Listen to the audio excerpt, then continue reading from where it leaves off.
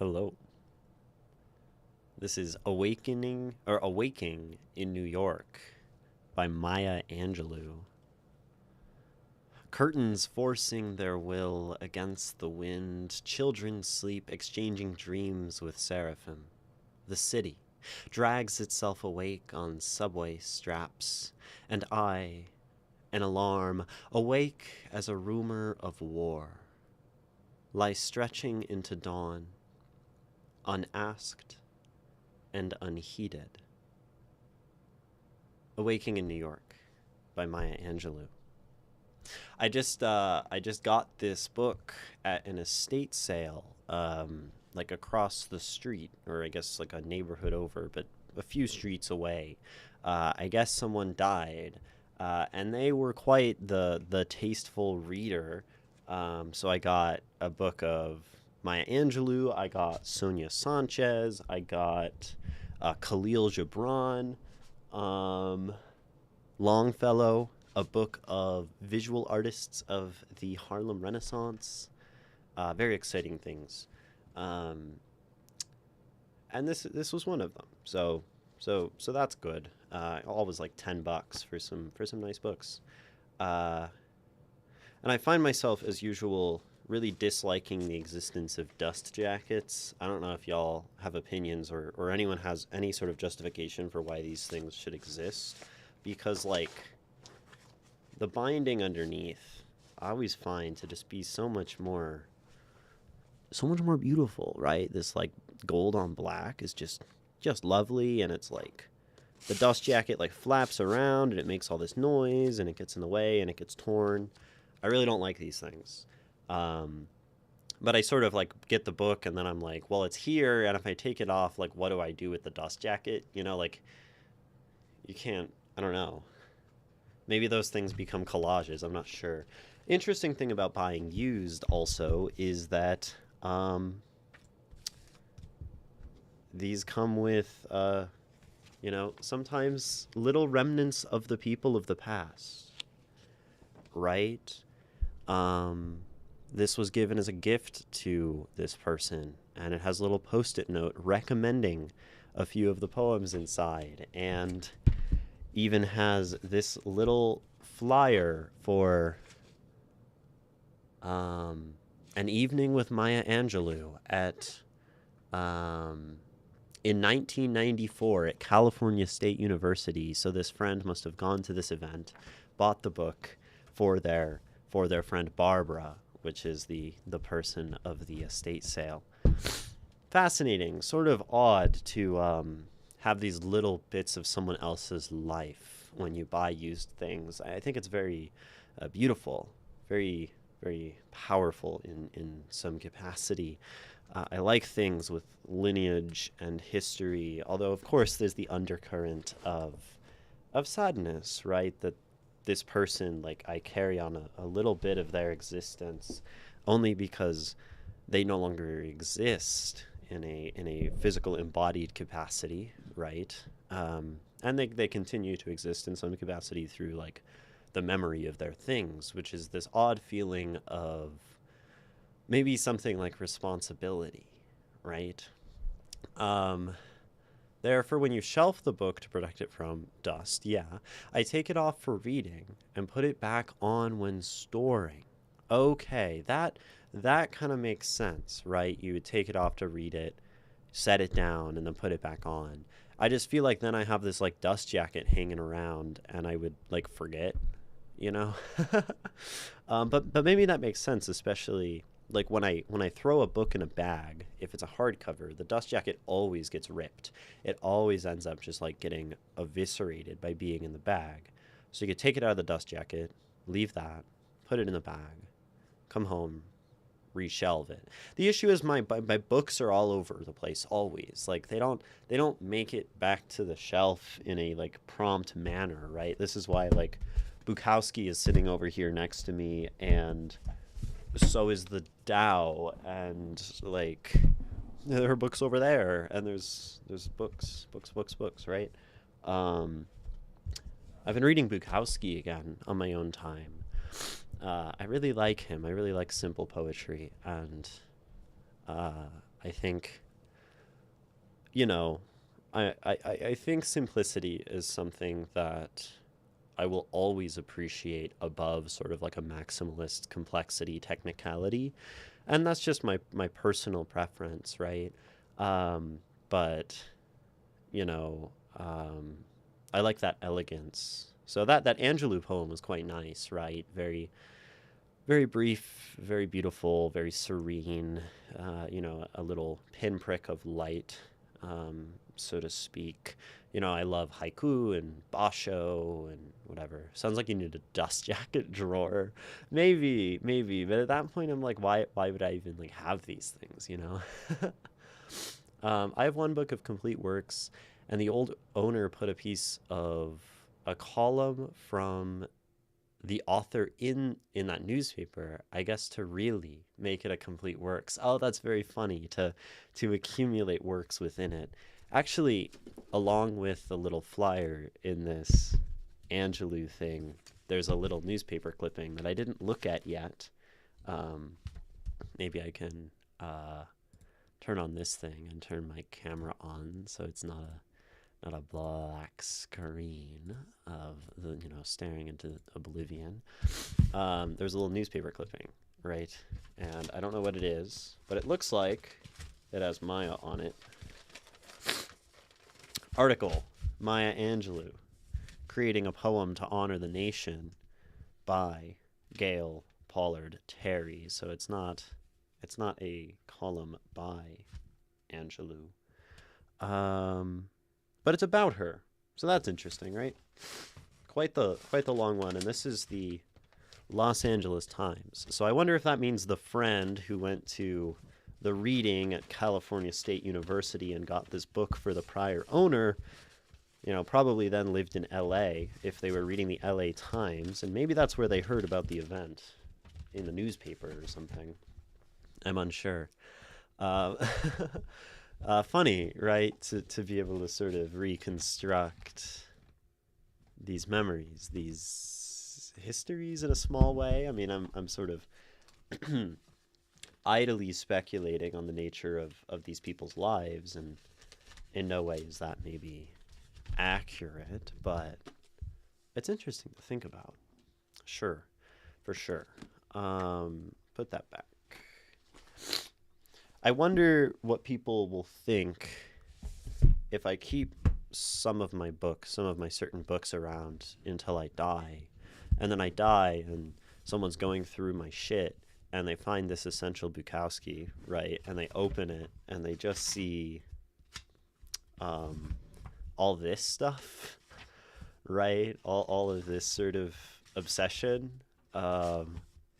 this notation, this annotation, this I wonder what that would be like. I wonder if that person would go through and read all of this, right? And try to understand, because you could probably understand a lot about me through looking at the things that I observe within poems, right? The things that I notice and underline and find to be compelling, the questions that I ask when I read a poem like The Last Days of the Suicide Kid, and I ask questions like these, right? I did this yesterday, this analysis. I've been doing more of that on my own time because it's really fun. If you guys couldn't tell, I enjoy analyzing. Dust jackets, chat. I did my shin conditioning for today and it didn't hurt except for my right leg. Well, then it probably did hurt, right? But that's good, Callie, that, exercise, taking care of oneself. That's always a very good thing to be doing, a positive action. My TV turned off. Tragic. Shin splints were the bane of your teenage years. Shin splints suck, but I don't really get them because I do lots of, like I walk around barefoot a lot, like outside, and then I slackline, and that's really good for like the ankles and the knees and climbing. So like those aren't totally something that bothers me. I want to be able to run without the stinging. I want to get back into running. I've been thinking about it a lot, just the sort of like meditative joy of running. And that's usually what happens. I think about how beautiful running would be, and then I try to get back into running, and then I start running, and it sucks. And this usually happens around spring, and then it turns into summer, and then it's 120 degrees outside, and I'm sort of slogging through my own sweat and like just feeling myself evaporate into the harsh and unforgiving atmosphere of the desert. And then I think I hate running. And it's not that I hate running, but I hate running in the Las Vegas summer. And then and then I stop and I say running sucks, and I get to fall, and then in fall I'm fairly unmotivated to start new things. Winter tends to be even worse. I get back to spring and I say it's time to run, and then it gets hot. This is my cycle. This is my eternal torment so long as I remain in a place like this. Uh, a place that I do love, you know, so troubling, troubling, certainly. I should just run in the fall and winter, but that's hard. Winter and fall kill me. Maybe not so much next fall, I'm not sure, but I have high hopes for the fall. When I did track and field in high school, feeling like I had acid running down the front of my legs was just like a thing. I would love picking up a book with that many notations in it, right? I've never seen a book with that much in it that isn't mine, uh, which maybe people hold on to those things. Perhaps that's the reality, but people die. We can't hold on forever. I've been thinking about this, the idea of like holding on to certain things knowing that we will die. And I think that's an aspect of how I would define love. Those who are around frequently know my ongoing quest to like define and understand love and its aspects, because I feel that I have no frame of reference for what that thing is. And I wrote this line, this very simple 3-word line, maybe even a proverb, if I were to be very I don't know, to be slightly maybe egotistical about the merit of my words, but it's just simply love rejects time. My friend suggested love rejects time as time rejects love. I think I like my 3 words more, simplicity. He's more of a maximalist, more of a complex individual. Um, but love rejects time because love is the holding on to things knowing that they will be lost, knowing that we will die. And it's this sort of diluted action that says, I am going to, make this thing a part of my life, knowing that it cannot be forever, but I'm gonna hold that. Um, and and then if I make that one of the qualities of love, the interesting thing is I'm not sure what I love. But that seems to be a quality of love, is this sort of rejection of time. And I'm not sure I hold on to anything that tightly. Um, but maybe I shouldn't define a love. I mean, I don't know. I mean, there's nothing wrong with defining love in a way that says that I don't love anything. um, I'm not sure. Like, and it's like maybe something that you like wouldn't be okay with losing, um, is something that you love. Um, and then I think about my parents, and I'm like, am I attached to them in such a way that I sort of delude myself against time? And I mean, I've been grappling with the idea of the death of my own parents since I was very young. I started a poem this morning that says, "If my father, like his father, dies young of a heart attack, I will not be surprised." Sort of morbid, but I really like those 3 lines, that stanza maybe. I will not be surprised. There's something about the stress. It will get to him. Da, da, da, da, da. And then it's a poem about how he doesn't ask anyone for help and relies on himself only. And that's something that was passed on to me through the omission of an example of being able to be vulnerable and ask other people for help as a male, as a young boy, and then trying to become a woman to like access that part and realizing that that wasn't the issue, and then not being able to ask for help when I was at my lowest point after transition. This would be a big poem. I think it could be a slam poem, actually. Um, not being able to ask for help even when I shifted to femininity, and then now falling back into a place where understanding that those roles don't matter and it's about the action of relying on others, which I still struggle so deeply to do. Um, and, you know, this sort of like father to son um, lineage, right? Um, I think that would be cool. I don't know how the father above that got how the father above that died. I think the one above that died in a horse and buggy accident, but I think that would have been the one before Adolf. Um, my great grandpa's name is Adolf. Well, Stephen Adolf. Adolf, I don't know. Not sure. Maybe Adolf was the great great grandpa. Maybe there's Stephen Adolf and there was Adolf. I don't know. I don't remember that. Yeah. Oh. But that was like uh, before the Adolf that we know, and so so so that we know. That and they're Italian, so I guess I mean Italians and fascism go hand in hand, but to this day, but so do America. I missed something. What Adolf? Well, there's my great grandfather Adolf, but he existed before the Adolf of Germany, the Adolf Hitler Adolf. So I think that's okay for him to be an Adolf. um, Not that it matters. Names are names. But I imagine the popularity of the name Adolf took a steep decline uh, after 19. I don't know. I mean, like maybe there was an uptick in Adolfs in like 1937 and 8 and 9 in Germany probably, and then maybe after the war, Adolf globally. I mean, like probably as soon as the war started globally, no one started naming their kids Adolf, and Germany maybe had a surge of Adolfs. I'm not sure.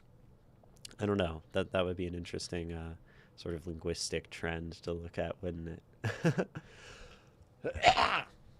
um, that was a normal sound. I had to squat walk the football field up and down every day during track practice. There was no not stinging. Ooh, that sounds like quite the intense hip and knee workout. You have a red bump on your shin. I don't have red bumps on my shin, but I hope yours gets better.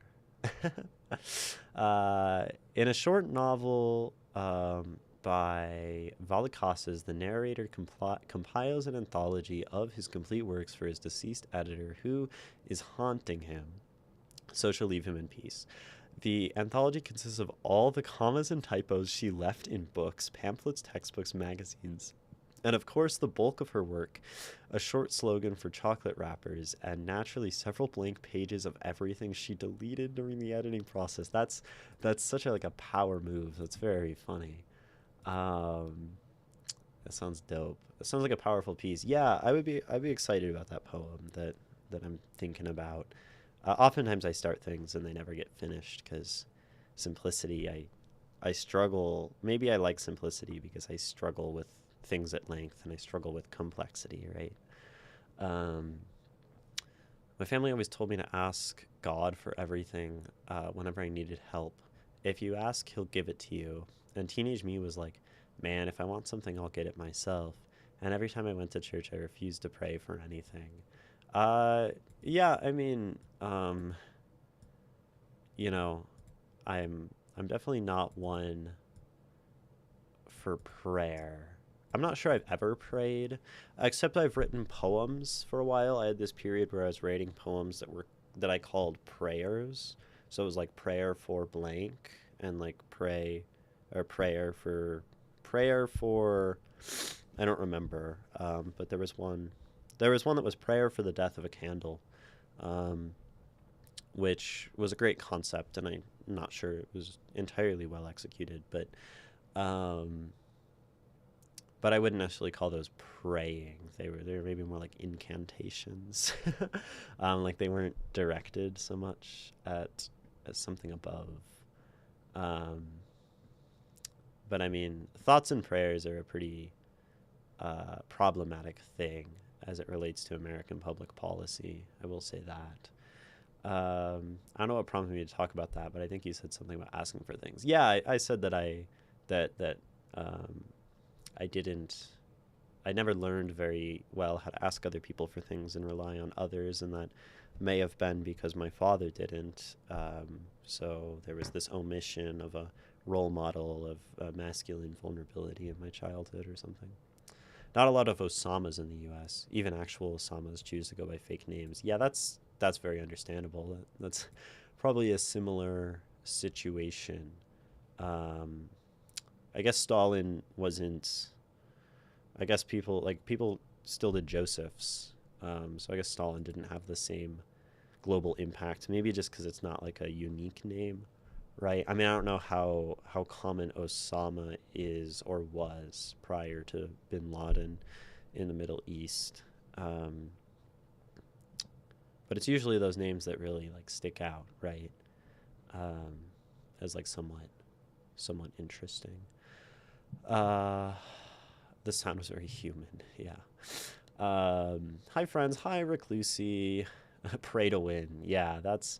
I'm not sure life is pray to win, but there are probably certain advantages that come with like whiteness and affiliation with evangelical Christianity in America. Um, but even then, I'd say that overall belief is maybe like a, from my perspective, like a setback in winning. Pinguino man, welcome, hello. I'm okay with religious stories because I find them interesting, but worship toward anything gives me the ick. Yeah, religious stories are really interesting, and like religion as a theme, and religion from like a symbolic and abstract perspective, um, very powerful, right? Very, and it's so universally spread, and it's like necessarily associated with the ideal and with these like abstract concepts, which I think makes it like ripe for use in art. So religion is pretty dope. Um, USA, USA, USA. Yeah. On a lighter note for names, my brother was a William Joel. Billy Joel. Because my mother loved the singer and we never called him Billy. Yeah, I feel like you have to like not call them Billy because then like it's weird, right? If you were to like call your brother Billy Joel or like Billy knowing that it's Bill, I don't know, right? So then you go William, and just everyone kind of knows that it's there. I love religious commodification. Yeah, super super awesome and nice, right? The because it's that's obviously indicative of like doctrine to sort of reject physical and material things and care about people as humans and souls or whatever. I find scripture interesting insofar as it paints a picture that makes believing very questionable for me. So yeah, but I'm not sure how to debate Lord. I use God in my poems a lot, not in a religious way. I see. I'm not here to debate Lord. Yeah, it's a debate the Lord. That'd be fun. Debate the Lord. God shows up. Like, I don't believe in you. We're going to have a debate, and I'm going to prove that you're not real. And if I win, you're no longer real. And if you win, I believe in God. I think that would be a great premise for a story. Like someone faced with an apparently omnipotent being, and then it's someone like someone with the mind of like Spinoza debating, Spinoza is incredible for those who haven't read Ethics. Um, yeah. As Jodorowsky said, Christians have a metaphysical aspirin. I don't have that, so I panic. Yeah, I mean, belief is metaphysical aspirin. It lets you place those anxieties like somewhere safe and soft and warm and cuddly, like a lamb. The poem I just submitted is about it. Oh, nice. Well, you're probably like a while away in the queue if I had to guess. We should probably reread Ishmael's because that's a poem that I stopped in the middle of a few streams ago. Um, and I want to like clear my conscience of that. Are any of us real? What is real? What does real mean? Well, um, Any serious political look, Jesus was a revisionist hippie, but you see the potential when he whips rabbis for selling stuff in the temple. Right, yeah, like he's pretty dope. Jesus, like I think if someone were to make like choose a religious role model, like Jesus is a pretty damn good one. Um, like he does. I mean, I don't know about like quite literally everything he says, but he pretty much like negates all the Old Testament law in some capacity and then is very like mutual aid, you know. And yeah, the temple crash out. That's one of the best scenes in Jesus Christ Superstar, which is an incredible movie and musical. I really think Jesus Christ Superstar is like a banger. Um, really love that. And like all the singing and like the rock music in the movie and so good. Um, that's one of my favorite musicals ever, right? So I love religious themes and I love the stories as a non-religious person, and I think that's the best place to be. It's probably better than being like a really angry, cynical atheist. I think those people are kind of scary and probably pretty defensive about their lack of faith, which is interesting. God shows up. I think you're full of shit. Yeah. It's not my fault. I just finished digesting my food. Twitch is super fast on actioning bot reports. Oh, did it like go away that fast? Y'all, y'all moderating my stream for me. 10 out of 10 valid crash. Yeah. I keep dropping my bottle caps. I also just drank 5 bottles of 16.9 fluid ounce of water. So like, that's pretty good, right? Um, for me, even if we set all the other things aside, my lack of belief is purely metaphysical, but I have other issues that are more human. That makes sense. Yeah, there are lots of human issues. I love musicals too much to pick a favorite. Mine are. So I really like Jesus Christ Superstar. I like Evita, but as far as I've heard, Evita is pretty like non-historical, and the Che Guevara thing is kind of weird. Um, but I think like the music is bangers. Let's see, Jesus Christ Superstar. I like Hades Town. That's an excellent, more recent musical. Um, I feel like there's another Andrew Lloyd Webber. I really like Andrew Lloyd Webber. I like his like weirdness and kind of quirkiness. I like Les Mis.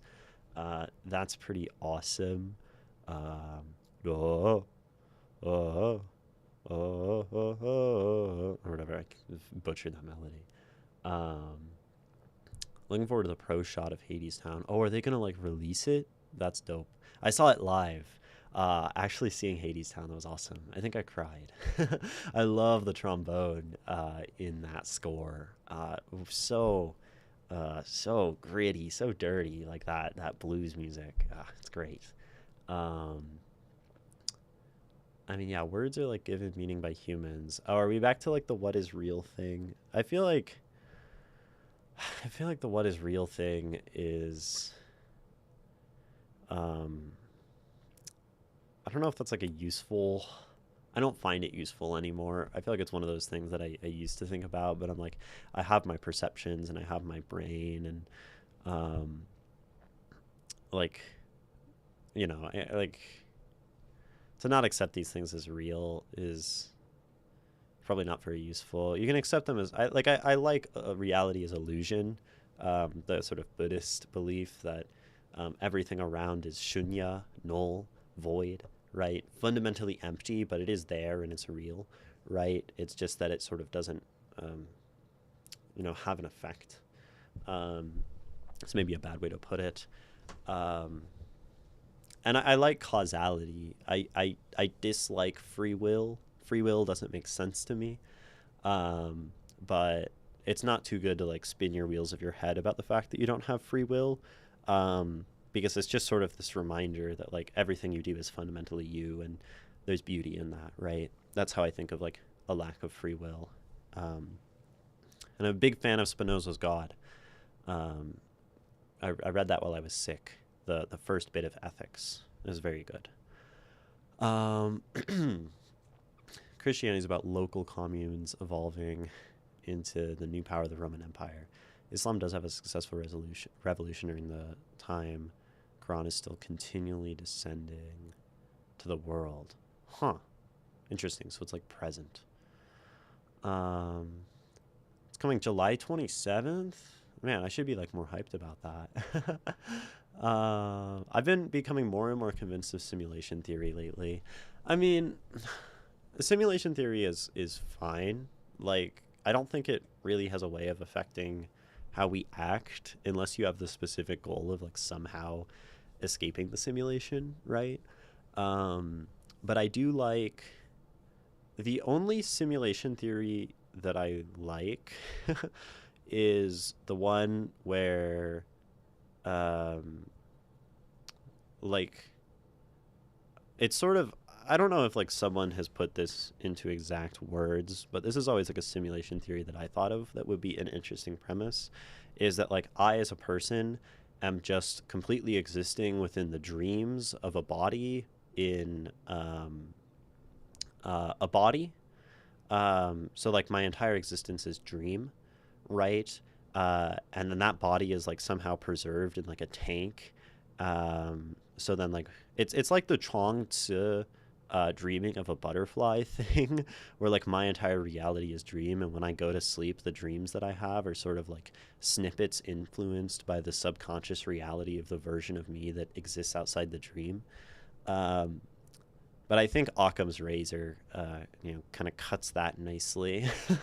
Not that Occam's razor is particularly helpful. I think it's kind of, I dislike it as a maxim.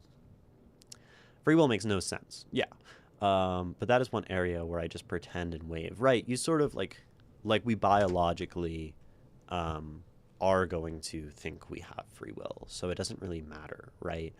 Like usually we're like caught up in the moment. So like, and I think that's the way to live, to be caught up in the moment, such that there is no thought, there's no self reflection, no questioning of one's own kind of being, due to like absorption in reality and perception and observing the beauty of the ongoing things or something. um, I like thinking about that I have free will and that's good enough for me. Yeah, I think that's a fully valid like way to go about life. It'd be very hard to be like always like to get caught up, you know, on that. I believe in reincarnation. Fair enough. I don't, but um, I think it's a nice, comforting kind of thought, right? To be reincarnated in one way or another. I like like I'm partial to reincarnation in a very literal sense of like the body breaking down and one's particles going into other things and becoming other life. Like I would love to be buried in such a way that I could naturally decompose and like other things could grow from me. Um, I think that's nice, right? Um, Not like coffins. I don't like coffins and preservation. It sort of is this like it's very arrogant, I think, to have this desire to um at the end of the day it's a final way to try to reject death. To say like, well, if I keep the body around, maybe in some way I have, like um challenged the authority of death. Um and I'm not interested in that, right? When death comes, I'd like it to come and for my body to go, you know. I have a great paper for that. Thinking you're a brain in a vat presupposes that you are not a brain in a vat. Huh. Presupposes that you are not a brain. Thinking that you're a brain in a vat presupposes that you're not a presupp. I would love to read that paper because I don't totally get it. Hi, Maytari. I don't know if I said hi to you already, but hi. If anyone asks you why the Umayyad Caliphate evolved into what you can basically call a medieval apartheid state, you can blame it on the Sunnis. It always is a good idea to blame everything on the Sunnis. That sounds like quite the sweeping generalization that I think I will avoid in my day-to-day life, and I will not say something like that to people who have a nuanced understanding of Middle Eastern and Islamic history, because I feel like someone would get really mad at me for saying something like that. um, I think Occam's razor would actually support some of these positions. I think the principle would say that solipsism is the best view. Yeah, I do think Occam's razor probably lends itself to a solipsistic worldview. Um, and but I don't like it either. Yeah, I think I don't like solipsism.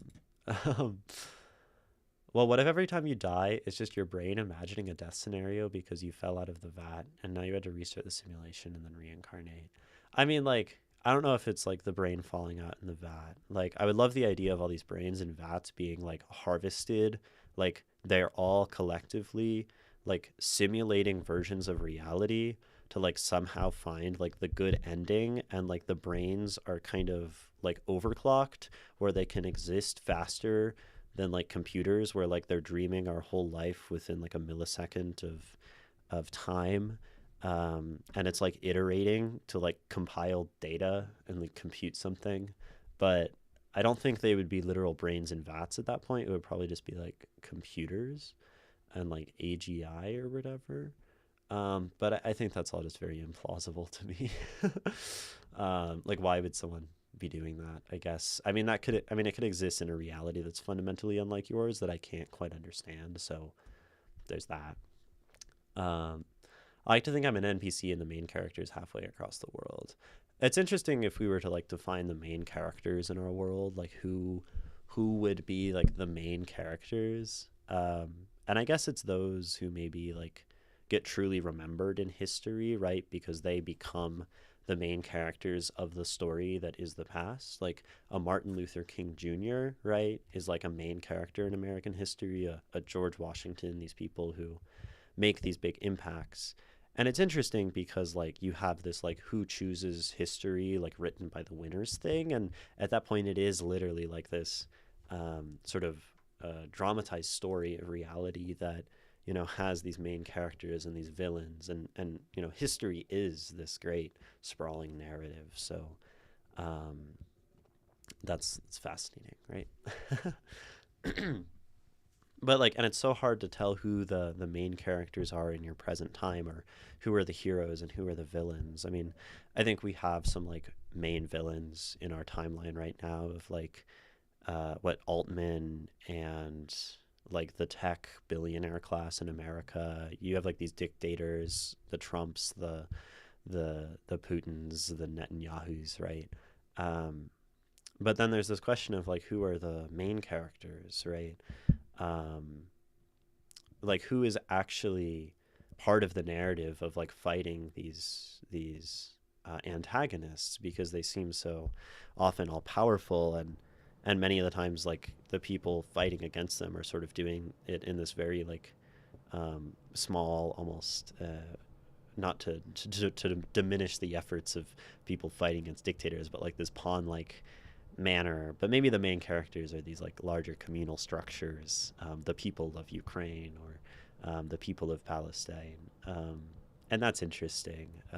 Obviously, those aren't the only cases. I'm just grabbing a few examples from the current, I guess, news cycle. I mean, I don't know if any of that is even in the news cycle anymore. Iran is already like out of the news cycle. I feel like no one's talking about it anymore. It just stopped. um, those are all interesting. My brain acts like it's a brain in a jar. Okay, well that's fair. Then, yeah, you're a brain in a jar. Isn't karma a dangerous idea though, making it easier to justify people being born to unprivileged circumstances? Um. So you're saying like someone's birth, you could use karma to say that someone is born, in sort of a lower social strata, even like caste due to their like prior existence, maybe. Um, but like karma, I mean, there's like all of these like maybe non like there's all these cultural definitions of karma, right? Um, that don't necessarily follow, say, like how it's described in Buddhism, right? Like karma is almost like I forget the word that I remember like learning about, but like just sort of one's entire situation, and like karma almost as like a causal law, that like actions have consequences. Um, but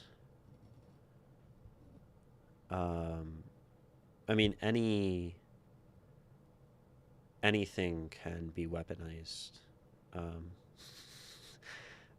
for those things. It probably doesn't inherently justify it, um, and like karma can also be used to maybe like justify living well, um, right? So it's difficult. I mean, it's the same with something like the Christian church, right? The Christian church is being weaponized against many groups of people, right?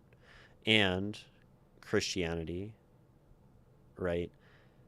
Like we can take the Bible, right? The Old Testament law being instrumental somehow in America, sort of policing bodies and like legislating bodies, right?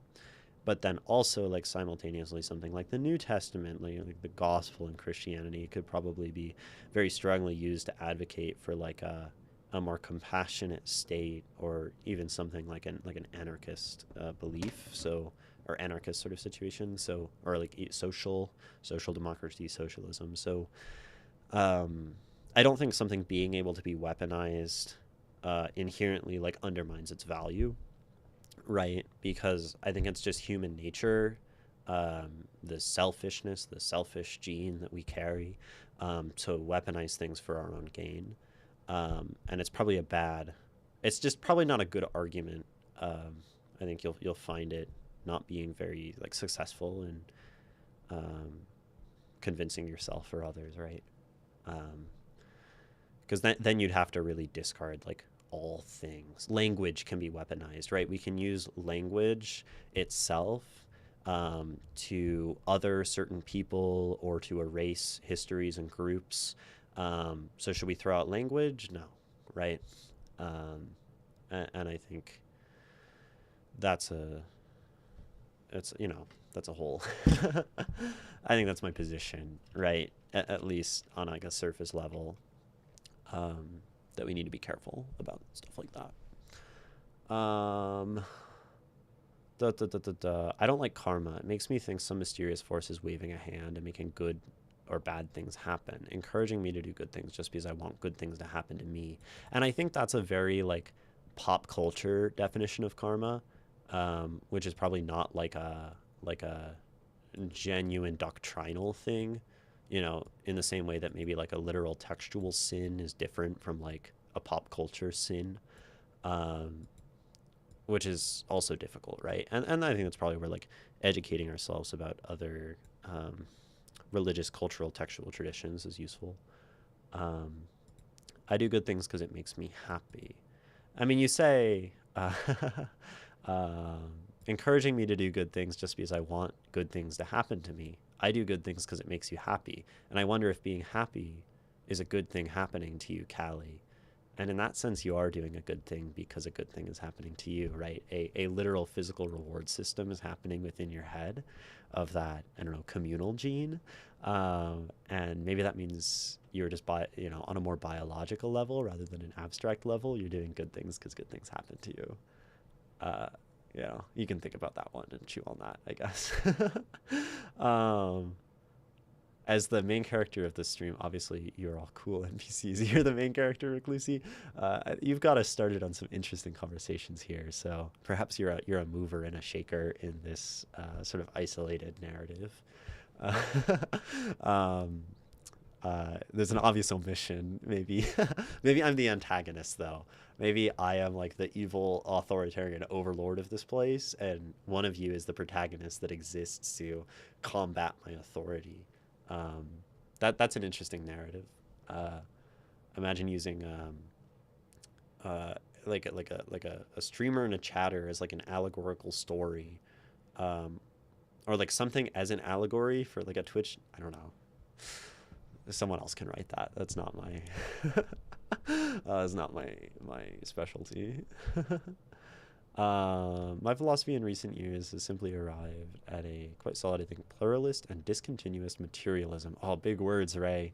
You're scaring me. You're scaring me. A pluralist and discontinuous, like, I don't know what those mean. I mean, like, I have some idea of what they mean definitionally, but certainly not within the context of their, like, broader or their technical meaning as defined by, like, I don't know, probably Derrida or something. um, I've been hearing about Derrida a lot lately because my dad talks about him. um, yeah, my dad. Well, my dad doesn't like really talk about him from a place of understanding. He just hears about Derrida in grad school, um, and is blind and like doesn't really vibe with it. um, it's not dualist because it does divide reality into matter and spirit. Instead, I argue that all reality is material. Okay, though materiality, plural and discontinuous. The materially plural and discontinuous. Different kinds of realities, physical, psychological, mathematical, social, are irreducible to each other without being immaterial or supernatural. Ah, the philosopher. You and Reclusi, the resident philosophers who go a bit over my head, right? I bet y'all could have a great conversation. And maybe it's just that I'm reading on Twitch and I can't like parse those things in super real time as I'm also trying to like mentally shift myself over to like the space to start reading poetry since we're almost an hour into this stream and I haven't done any poetry yet. Um, oh well, philosophy has a way of taking over the beginnings of stream. I think when specific combinations of people are here, the protagonists. um, uh, I'm not happier because of karma. Maybe. I mean, if it's a causal reality, um, you need a definition of the non-pop culture version of karma. I guess that's fair, Callie. I would suggest probably reading like the Pali Canon instead of asking me. You can find it for free online. Pali, as in Pali. That's the original teachings of Buddhism, as in like the words of the Buddha. Um, obviously translated many times and probably changed over history, presuming that the Buddha was a real person. Um, but, and I think maybe it was, I don't know if it was Shanti Deva who has a really interesting, maybe it was Dinyaga, I'm not sure. Buddhism has this really interesting philosophical tradition where people would like the philosophers would comment on the original Pali Canon and like provide critiques and like basically essays, and then the next generation of philosophers would kind of critique those philosophers, and it has this very like same backward structure that you see a lot in Western philosophy, right? Where you have like uh, I don't know, Kierkegaard talking about Hegel, talking about, Hegel, engaging with the ideas of, I don't know, like a Descartes engaging with the ideas of before, all the way back to the Greeks or whatever. And my knowledgeable philosophy people, please keep yourself from commenting about my inaccuracies in that description. um, yeah. Um, or like what Kant to Hume to whatever. I don't know. I remember Kant talking about Hume. I do think that happened. I think that's canon, unless Hume talked about Kant. I remember Kant talking about Hume in that Kant book. Um, I want to experiment with tarot cards at some point when I finally understand more about how I view the world. I don't consider myself religious in a typical sense, like Christianity or anything, but I do believe in some sort of spiritual beings. Yeah, I mean, like, definitely try that stuff. It's always good to like engage with the things that you're curious about, and um, if you do have this belief in spiritual beings and like probably maybe desire some connection, right? You should try that, see how it goes, be open to it having some effect or not feeling like anything at all, right? That's all okay. I think the spirituality that I prefer among people I know is like the spirituality that people come to from like an independent and curious mind rather than like a sort of dogmatic following. So, you know, that's definitely preferable in my eyes. Tarot is neat. I love the aesthetic of tarot. I think tarot can be very useful in like poetry. Um, I love like the Wasteland, T.S. Eliot. He has this sort of like spin on tarot where he's not literally citing tarot, although he does mention like a hanged man, but it's sort of like a fictional deck because he mentions like a card that doesn't exist in the sort of I think the tarot that we have originates from something in France, maybe. I don't know. I'm not a tarot expert. Um, like the time when the apostles asked Jesus, this blind guy, because he sinned. Asked Jesus, "Is this guy blind because he sinned?" But at the time, the answer is yes. Yeah, I mean that's that's interesting. And there I don't know. Maybe there are many ways to read that, right? Um, there's like an original sin reading and like a mystical sin and like a literal he sinned and got blind for it.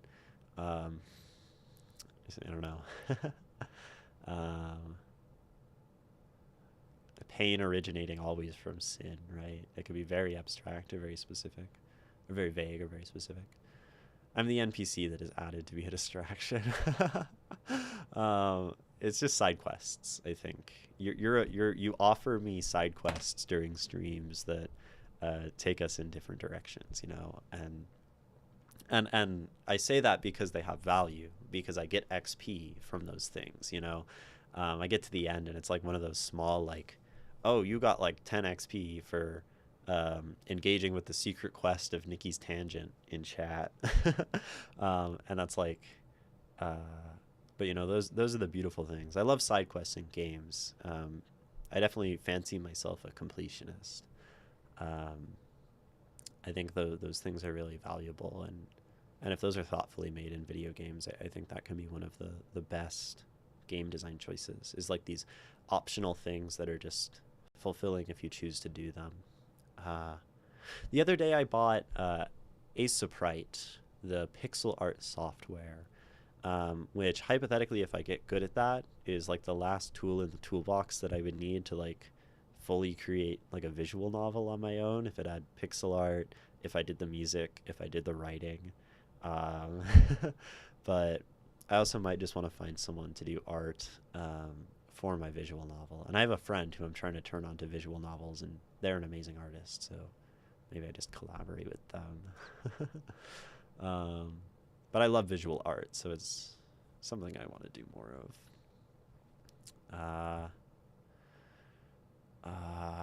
Blah blah blah blah blah blah blah blah blah blah blah blah blah blah philosophy. I think I'm skipping some of the philosophy and like the. I mean, you two can definitely keep discussing materialism and anti-monism or whatever you're talking about. I'm the NPC that tries everything and quits everything and ends up going insane because he ran out of things to try. The jack of all trades NPC. I didn't know that was an NPC archetype, but here we are. A third philosopher has hit the stream. Ishmael. Yeah, Ishmael's definitely pretty philosophically inclined as well. Oh, well, you tagged the wrong person. We definitely have a lot of philosophical minds here. I get a lot of clicks and a lot of like views from the fact that my streams are tagged philosophy.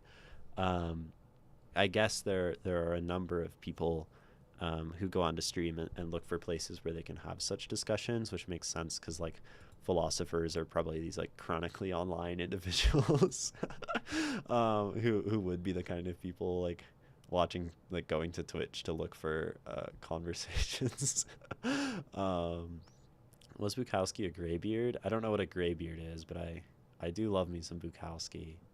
I'm known to complete all my side quests before the main. I had an entire map in Skyrim before I ever met the Greybeards. Oh, Skyrim. I have not played Skyrim.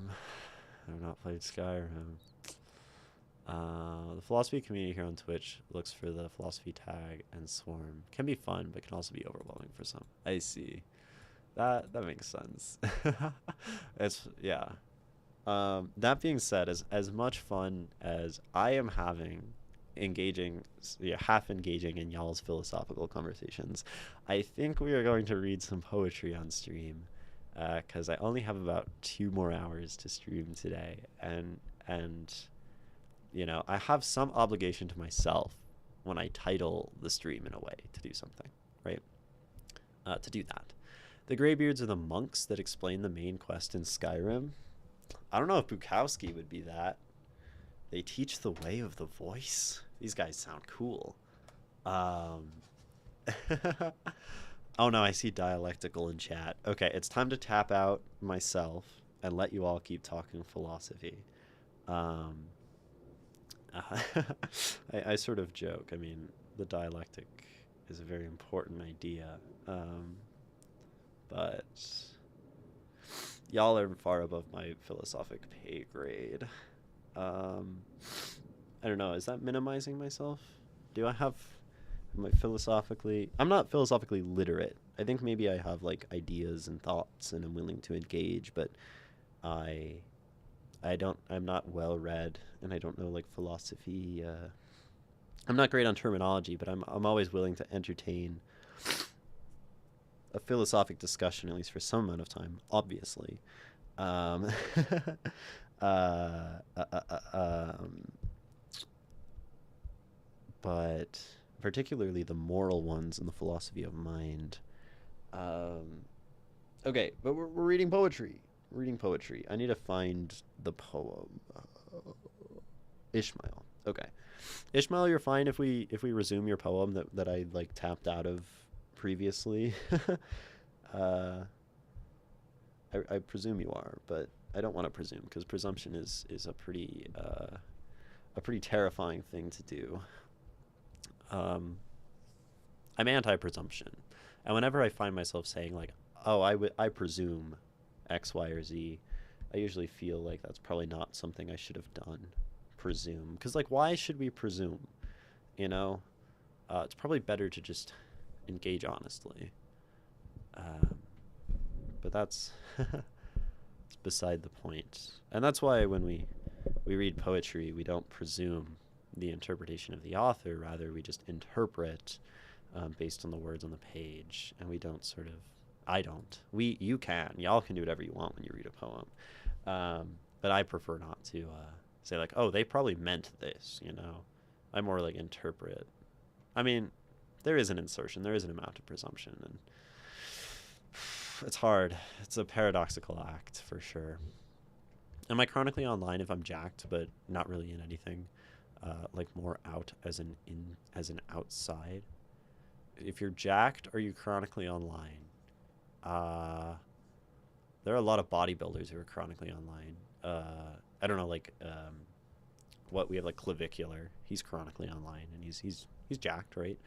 Um, I'm not jacked. I'm strong. I am fit. I'm toned, but I'm definitely chronically online. uh, Ray has seen me in my compression shirt. That I feel like I don't know. There's like some. I feel like what one could there could be like a vast amount of insinuation and like gay fan fiction there or something. But again, that's for someone else to write. I'm not gonna write fan fiction about my viewers. That's crazy. Um, Imagine that a stream where the whole premise is like an ongoing um, fan fiction where the it's a writing streamer who on an ongoing basis writes fan fiction about their viewers who come into chat. I think that could actually have some merit because it's like fundamentally parasocial, right? Where you're gonna like people are gonna be like, oh, I'm in the story now, you know. I'm gonna, you know, uh, and then um, and then oh, people would hate it. They'd love it and they'd hate it. Someone else is not for me to do. That would make me super uncomfortable. Oh yeah, it would be like super uncomfortable, right?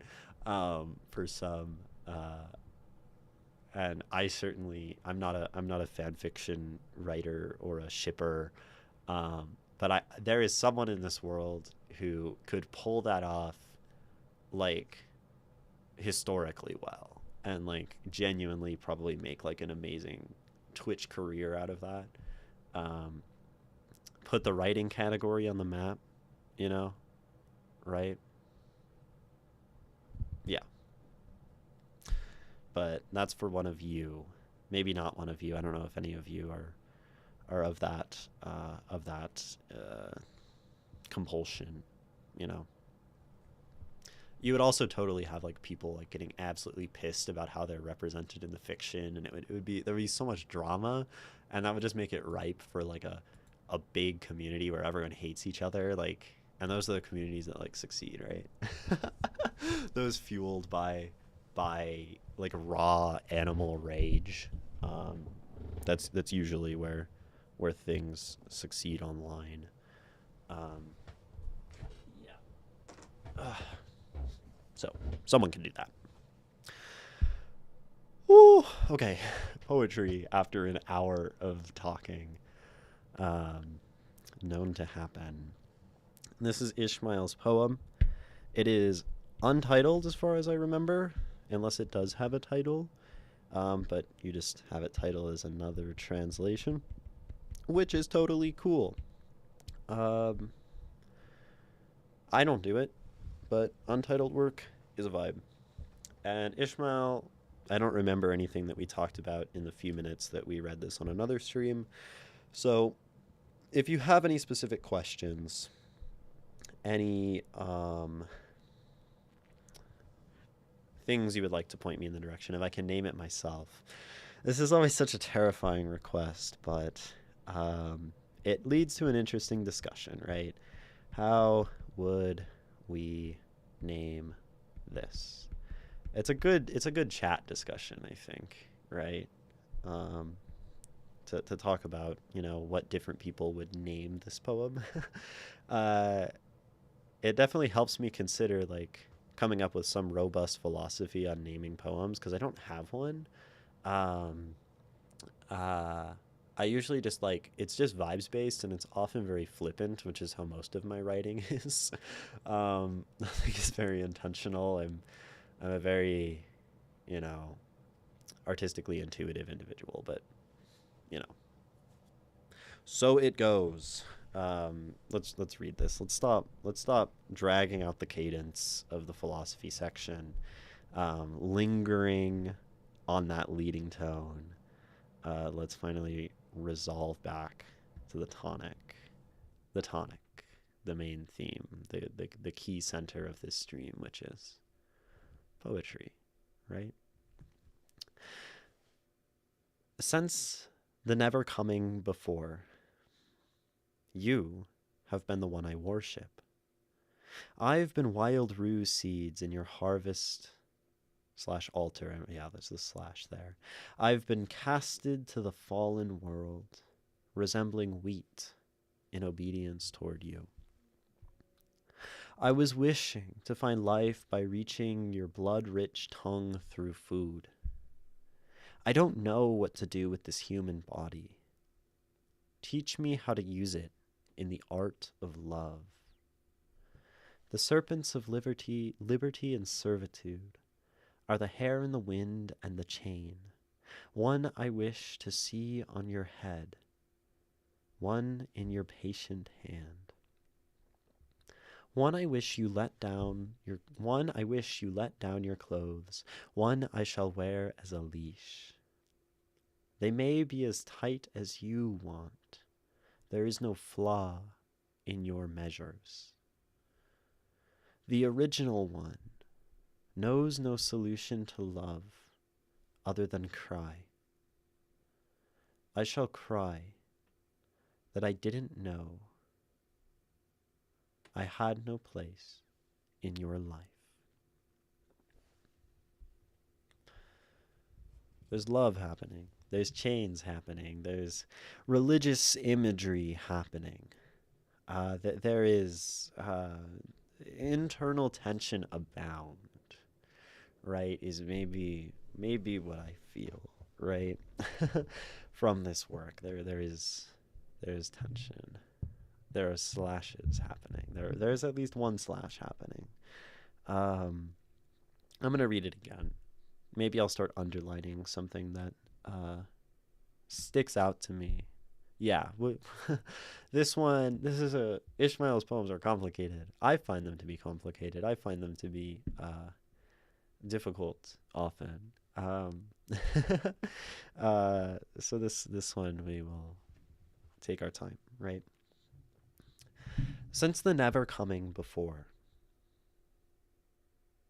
Since the never coming before, you have been the one I worship. I've been wild rue seeds in your harvest/altar. I've been casted to the fallen world, resembling wheat in obedience toward you. I was wishing to find life by reaching your blood-rich tongue through food. I don't know what to do with this human body. Teach me how to use it in the art of love. The serpents of liberty and servitude are the hair in the wind and the chain, one I wish to see on your head, one in your patient hand, one I wish you let down your clothes, one I shall wear as a leash. They may be as tight as you want. There is no flaw in your measures.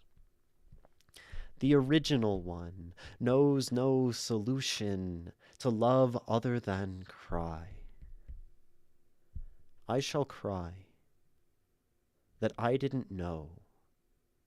I had no place in your life. I love the sound in this poem. I love the sound in this poem. And translations are sometimes things that suffer in sound.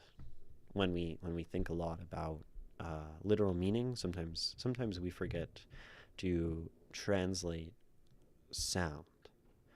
And that's not to say that this is necessarily intentional, right? It could all be incidental, but I'm not going to presume that. And even if Ishmael says none of it was intentional, I'm going to look at the sound because the sound is cool. Pretty much everything I underlined in green was me kind of geeking about sound as I was reading. Because there are lots of these really pleasant mouthfeel kind of things happening, right? Since the never coming before, you have been the one I worship. Before, worship, right? And then you have like this before, been, this, light kind of alliteration, worship. You have been the one I worship. I've been. So we have this like repetitive thing happening. And we have lots of repetition in this poem of these particular, line beginnings. I believe that's what we call anaphora. Check me if I'm wrong, but I think that's anaphora. Never coming before is interesting. Yeah, that's why I underlined it in orange. Orange today is the color of meaning. And that just piqued my interest as a word for like what it means, right? But anaphora, I think, is the repetition at the beginning of lines or ideas. So you have been, I've been.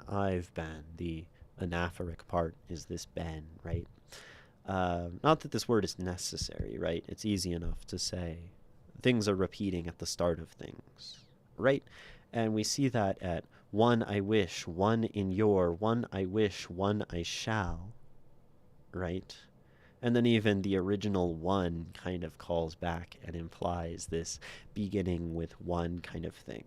And then we have this, to love other than cry, I shall cry, right? So we have a lot of these tight kind of repetitions happening, which is cool. I like repetition. I think it gives it this stability, right? One I wish to see on your head, one in your patient hand, one I wish you let down your clothes, one I shall wear as a leash. And it maybe intensifies, right? Repetition often involves motion, because as we're reading something, it's just natural when we see the same thing again and again to kind of like want to do something with it.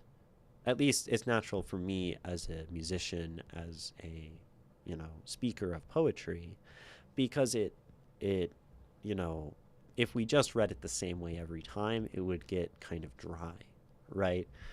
One I wish to see on your head, one in your patient hand, one I wish you let down your clothes, one I shall wear as a leash, right? But like when we go, one I wish to see on your head, one in your patient hand. One I wish you let down your clothes, one I shall wear as a leash. Right? And it can change with each one. We can sort of change the nature of what comes after the repeated part to, you know, further characterize a thing, right?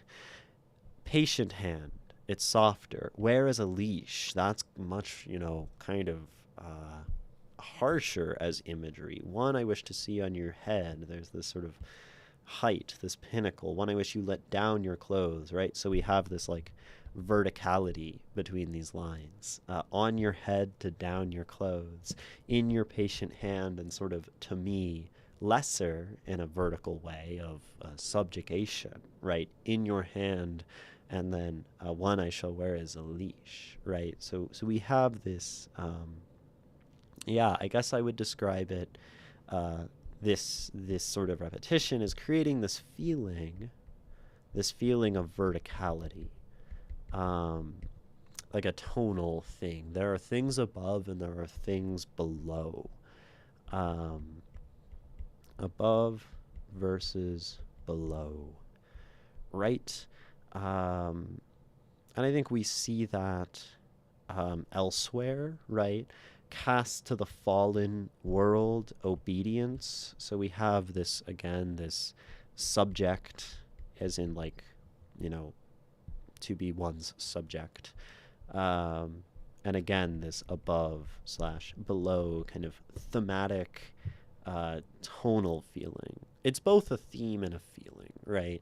Because there's this proximity and this feeling of looking up or looking down and this like power, but then there's also this literal depiction, this literal meaning of right above and below. Yeah. And we even have that in something like teaching, right? Creates a similar dynamic, not necessarily like a subjugation, but teaching has the same kind of power dynamic of one person having and another person not, right? There's worship. You say servitude and no flaw in your measurements adds. Yeah, right.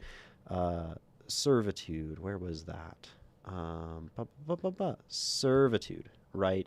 No flaw in your measures. So even more than above, below, right? We have this notion of perfect as like a big sort of meaning and feeling, this ideal, right? And against perfect, if we have a perfect above, then we fundamentally create, right, an imperfect below. And that's sort of the nature of ideality, no matter what, right? Is when anything against perfect is, sort of less than, right? Casted down, fallen, right? I think it also demonstrates control from the poet when done well. Yeah, repetition, right? It's difficult. It takes a lot of control because if we repeat too much, if we lean too much into repetition, it has this issue of feeling overwrought, like we've lingered on something too long. It's gotten out of our control, perhaps. And if not enough, right, then it sort of doesn't even manifest as a feeling of repetition. So repetition, I think I agree also, like it has this feeling of occupying a sweet spot when it works. Does it work? I think it feels nice, and I think it's necessary to sort of establish these vertical dynamics, right? Yeah, and it gives a stability, I think, is a word I used before, and I still like that. So there's a lot of sound, sound and repetition, right? I think I got about this far and then I jumped to here. But right, there's this was wishing to find life by reaching your blood rich, and you have this reach, rich, was wishing, blood, tongue through food. There's a lot of this like really nice like aw, ooh, sounds, right? Your blood, tongue through food, don't know what to do, rhyming happening, do, food, through, food, to, do, what, tongue. This is almost like 3 words rhyming in a row, right? Like tongue, through, food, what to do, what, tongue. It's a slant, right? And then later we have this: the original one knows no solution to love other, right? There's this openness to these lines. One I wish to see on your head, right? One in your patient hand. There's so much of this, oh, ah. And right, that's coming from this love, this one. Um, but it really is prevalent throughout, right? Since the never coming before, you have been the one I worship. And a lot of these words were really landing on one, worship, coming before. Um, I've been wild rue seeds in your harvest, or altar. Maybe that's like a justification for altar, altar over harvest. If you were to choose between this slash, I don't remember what you said last time, Ishmael, whether you just couldn't decide between these 2 words, but like altar kind of has this similar sonic, altar, fallen, right? Altar, fallen, world, obedience toward you, that kind of thing. Harvest and casted, right? That's nice too. And Ben casted, or Ben harvest, right? Kind of, there's some nice sound happening there too. Seeds, harvest, cast, right? We get this alliteration happening.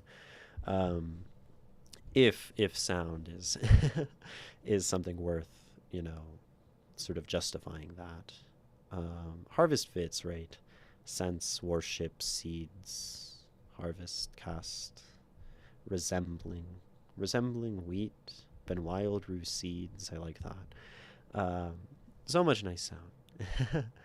Harvest is better because of the seed and wheat thing. Yeah, so we can justify this with meaning rather than with sound, right? And then harvest, right? We have this harvest, cast, wheat, seeds, which is nice and interconnected in that way. And that makes sense too, right? Altar, right? But we also have altar and worship, and an altar is a place where you worship. Um, so, worship, altar, obedience works nicely too in terms of having like an interconnected sort of sonic feel. And altar, right, definitely pushes us more toward this notion we had before, right, of this above below, and kind of introduces that more heavily, more immediately, right? There's a full-on fight between pastors and NASCAR like race outside my house. What the fuck is going on? That's I love how there's always something interesting happening outside Ray's window. I'm not a sound guy, but it's pretty, but above my pay. I enjoy watching. Have some questions when we get to meaning side of things. I mean, I can't identify as you can. Not that I don't like it. Yeah, and it also helps a lot with the sound to be the one speaking it out loud. I mean, I definitely always encourage, or it is certainly encouraged. I don't often encourage it, but if y'all are sitting and watching, and I'm saying like, oh man, this line, the original one knows no solution to love other than cry, and you're like, I don't get why that sounds or feels so nice.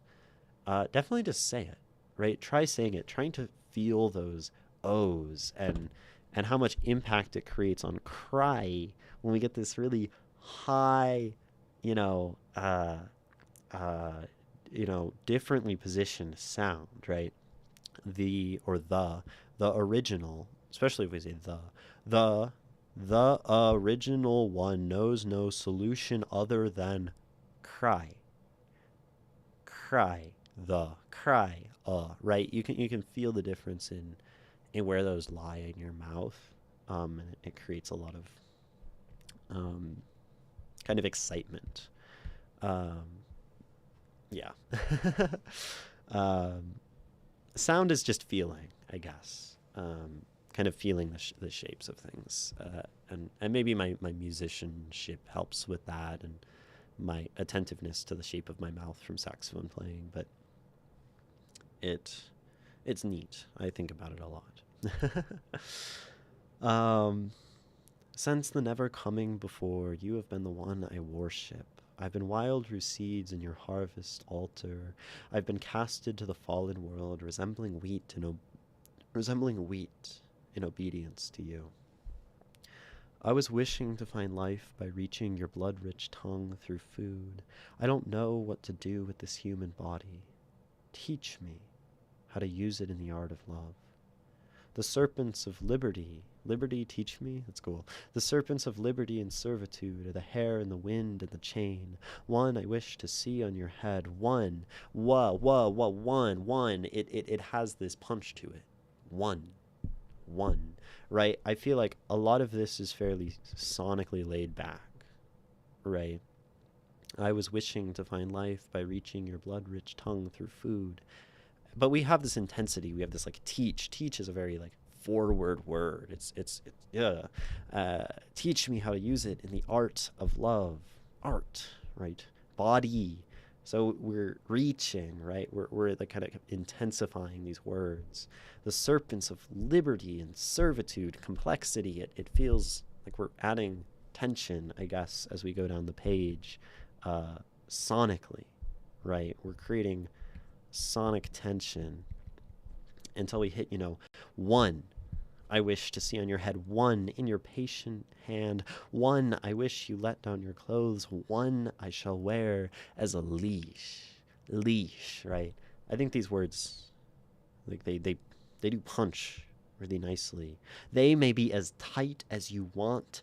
There is no flaw in your measures. And it almost creates this feeling when we get to hear of like a relaxation, right? As though the sounds, they build, and then they pull back down, aligning with like the meaning, right? There is no flaw. There's this kind of comfort in the ideal perfection of this other. And then the original one knows no solution to love other than, right? It's relaxed, it's open, it's awe. And then cry. I shall cry, right? Cry. It's up here. It's tense. It's like you're crying. That I didn't know. I had no place in your life, right? So we tense up again, I guess, or something. And maybe this even contributes to the vertical motion. We have like a lot of awe, and we have a lot of like IE, right? There's less use of these kind of middle sounds. Casted kind of sticks out in that capacity. Like serpents even is sir, it's a schwa, serpents, right? Serpents, right? Of liberty. It kind of jumps out at you. Servitude, right? I don't know. I like that. I think that gives us a sort of roadmap for a way we can think about interpreting meaning. Like, because I do think there's a feeling of like this being climactic within the poem, right? This is a like tonal climax. And maybe a climax of meaning as well. And that's useful, right, for how we can sort of organize our attention toward this poem. Yeah, and there's even this like, there's an interesting visual thing happening where these are very compact, and then we like open up, we spread out.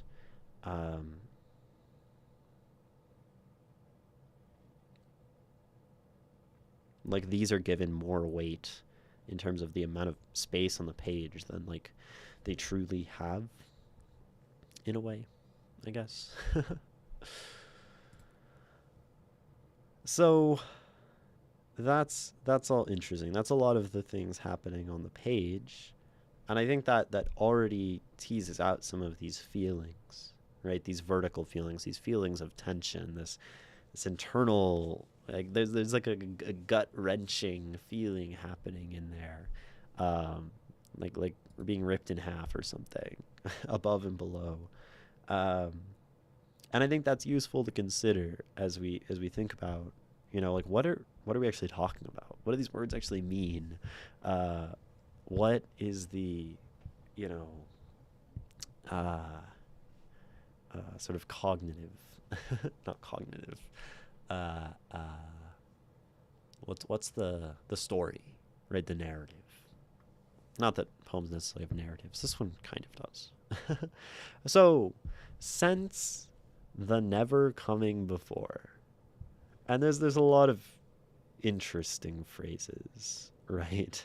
The never coming before, the serpents of liberty and servitude, right?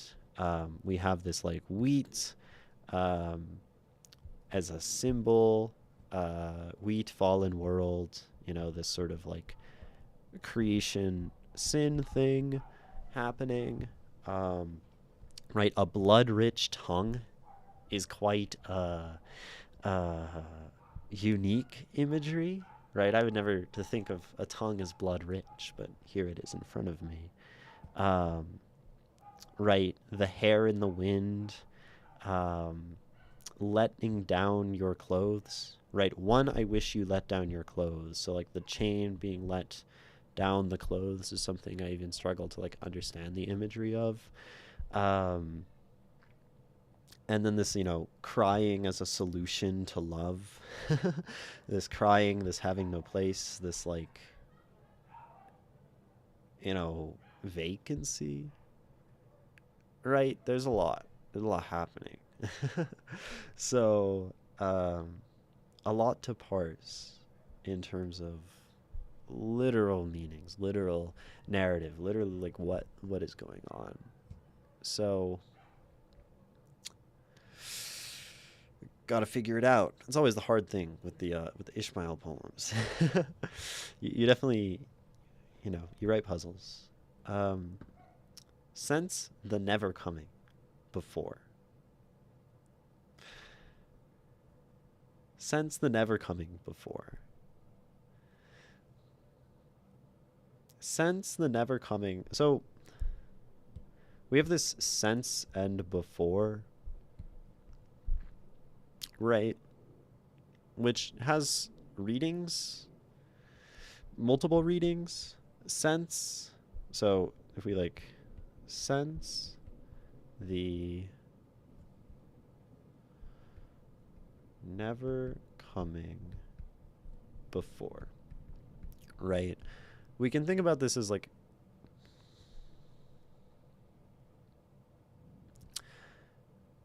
it's a question of maybe what is a never coming? Is it a never coming or is it a never coming before? Um, and how is before relating to never coming, right? This could be like a specifier in some capacity. The one before, the never coming that happened before, as opposed to the never coming that happened after, right? Since the never coming before, sort of implying another never coming or a sequence of never comings, whatever a never coming is, or since the never coming before, as in like a single a single noun to say like coming before something, right? Before as in front of, right? I stood before the mountain. So the never coming before is the noun of having not stood in front of the thing, right? Is another way to read that. A never coming before, the specifying this chunk, or there's the specifying this chunk, and then it's the this chunk that happened before, right? Um, Either way, this is a very unique sentence. Now we could argue,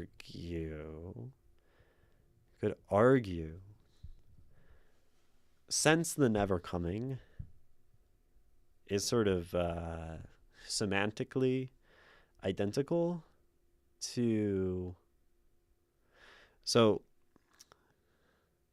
since the never coming is semantically identical to since the never coming before, because to say like since the thing before would sort of be redundant because sense tells us that it happened before, right? Which makes me lean toward the never coming before as a chunk. Right. That makes more sense to me.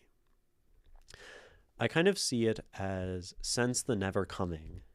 Wait, since the never which came before. Oh, since the never coming before, the never which came. I think I have an issue with that personally because of the never coming as a hyphenated thing, right? Like if we did since the never, no hyphen, coming before, right? It would be the never, since this thing happened, since the never, coming before, as opposed to the never coming after, which is interesting, right? Maybe the never coming after is death and the never coming before is like pre-birth. And then that places us in the span of life. The only issue is that like we have this grammatical thing that strikes through that division. Because I kind of like that image, right? The never. Yeah, but the hyphen. So the hyphen kind of kills that. To me, at least. The hyphen doesn't have to kill that, but I think from a grammatical perspective it does. And like this is poetry, we don't have to obey grammar, but generally I think like whatever the poet put on the page we should think of as grammatical or like internally consistent or something. Ishmael, you say the never coming before is a chunk. Okay. I wonder if the never coming before triple hyphenated would be like really beneficial for clarity. The never coming before, right? Like, oh, you were seeing it as an M dash. That makes sense. Since the never coming before, and that would make sense as an M dash. It is just an N dash, so N dash M dash N M. Why they gotta make them so similar? Yeah, I wonder if this would be helpful for clarity. I also love like multi-hyphenated things. It's just I think I've written things where like I have eight words hyphenated together. It's very fun to me, but it's quite gaudy maybe. It's aggressively grammatified or something, punctuated. I think if you slap the before at the start of the second line, much easier. Since the never coming, well, we want it to be never coming before, right? Oh, you said never mind. Okay. Never mind. Never coming before. So the never coming before, which I think I read as the noun of never coming before. Okay, so you can have the never coming before as the not coming in front of something, like before a god, which kind of makes sense within this poem's like thematic stuff that we've identified. But there's also the never coming before of the noun of the fact that nothing comes before, that there's never anything before. Like the beginning of things, right? So you could say like almost like since the beginning of existence, you have been the one I worship, as opposed to since the time that I didn't come before you, you have been the one I worship, which maybe makes less sense. So I think that is to say since the beginning. But never coming before is like freaking badass. as a line. So, but it helps us to simplify. And this is my interpretation. uh, since the never coming before, right? The beginning. Since the start, you have been the one I worship. I've been the wild rue seeds in your harvest altar. I've been casted to the fallen world, resembling wheat in obedience toward you.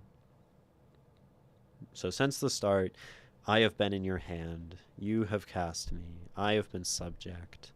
And, you know, we are placing you, I think, very much as something deified with this idea of the altar, with this idea of a fallen capital W world, right? We have, this is a spiritual superior.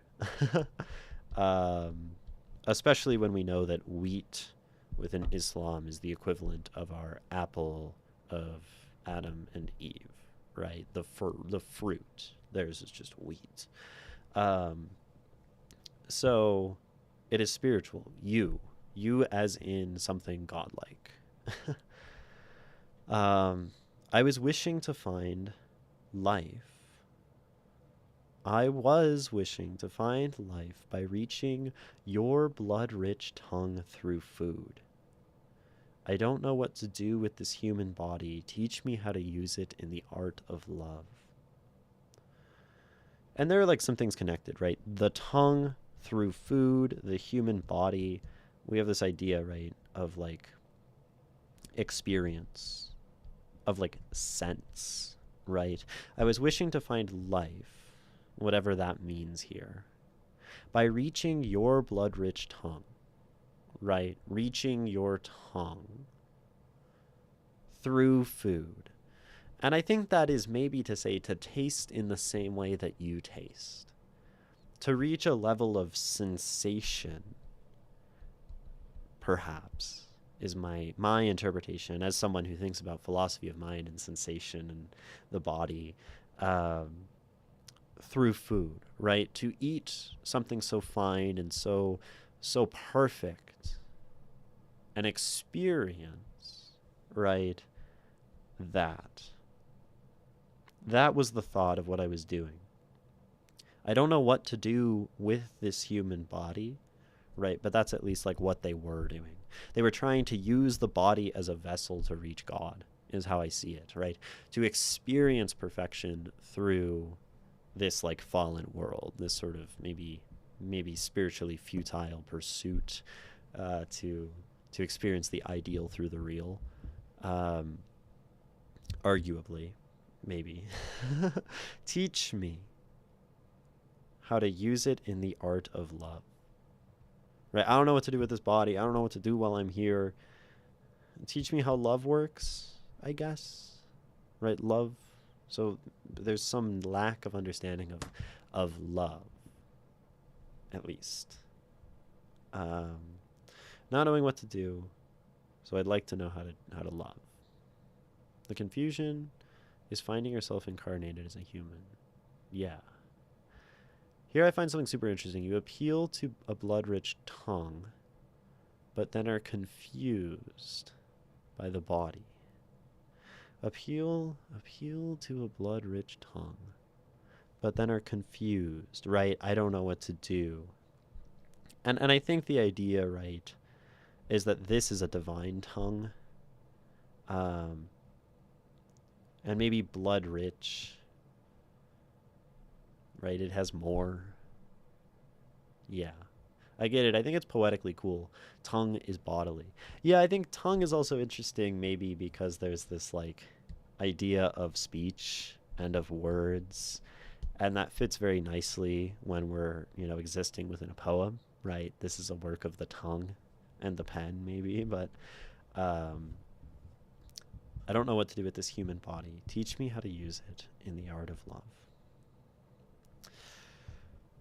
So we have some ideas. We have some confusion about mortal existence in relation to the ideal and the divine. And that's a lot. There's a lot to parse. And we're gonna come up for air and take a brief break, and then return to these rather complex ideas. Um, After a few minutes, do stand up and stretch and move away from the computer or the phone and drink the water and not think about poetry and not look at a screen and walk in circles or do push ups or get wine or beer, um, or water or juice or a snack, or to lay on your floor and contemplate the nature of what it means to be a ceiling, to think about the relation of above and below. We'll be back in 3 minutes.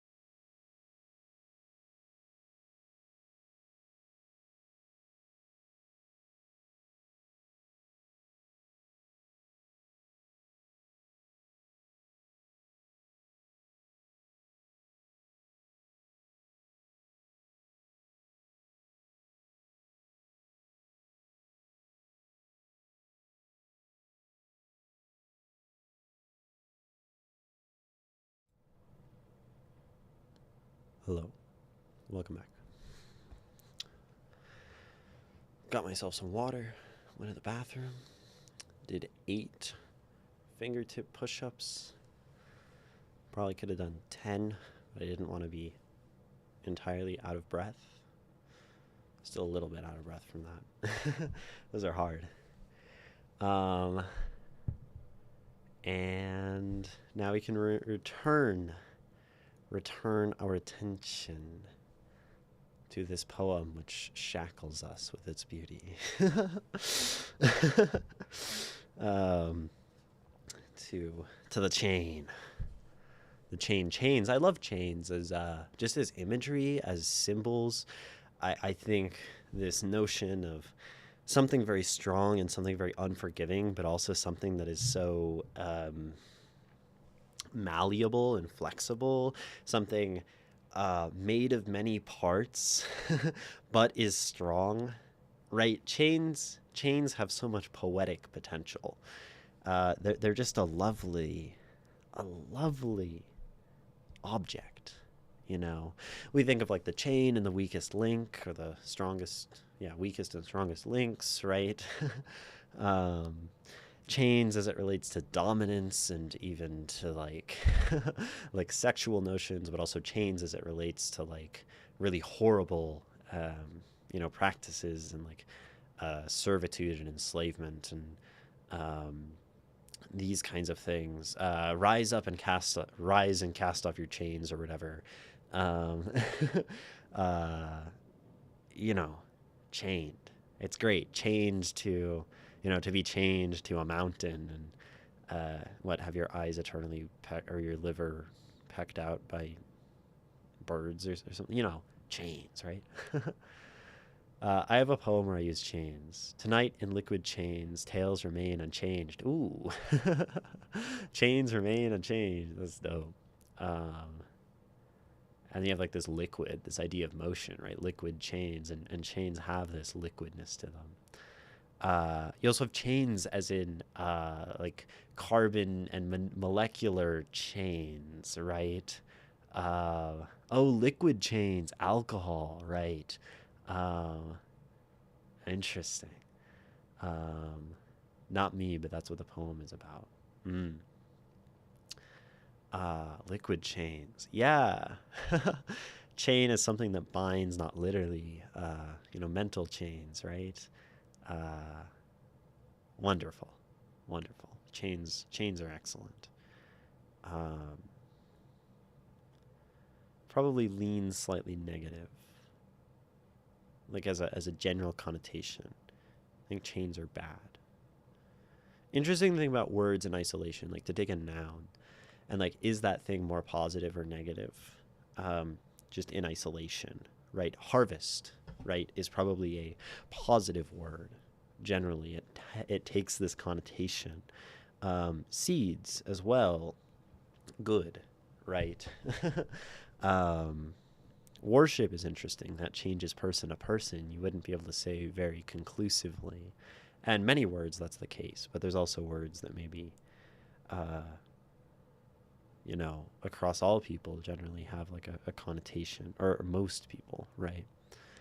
Um, which is interesting. Something like birthday might be good for a lot of people because they like their birthday or a holiday. But then for some people, there might be like specific negative memories attached to that.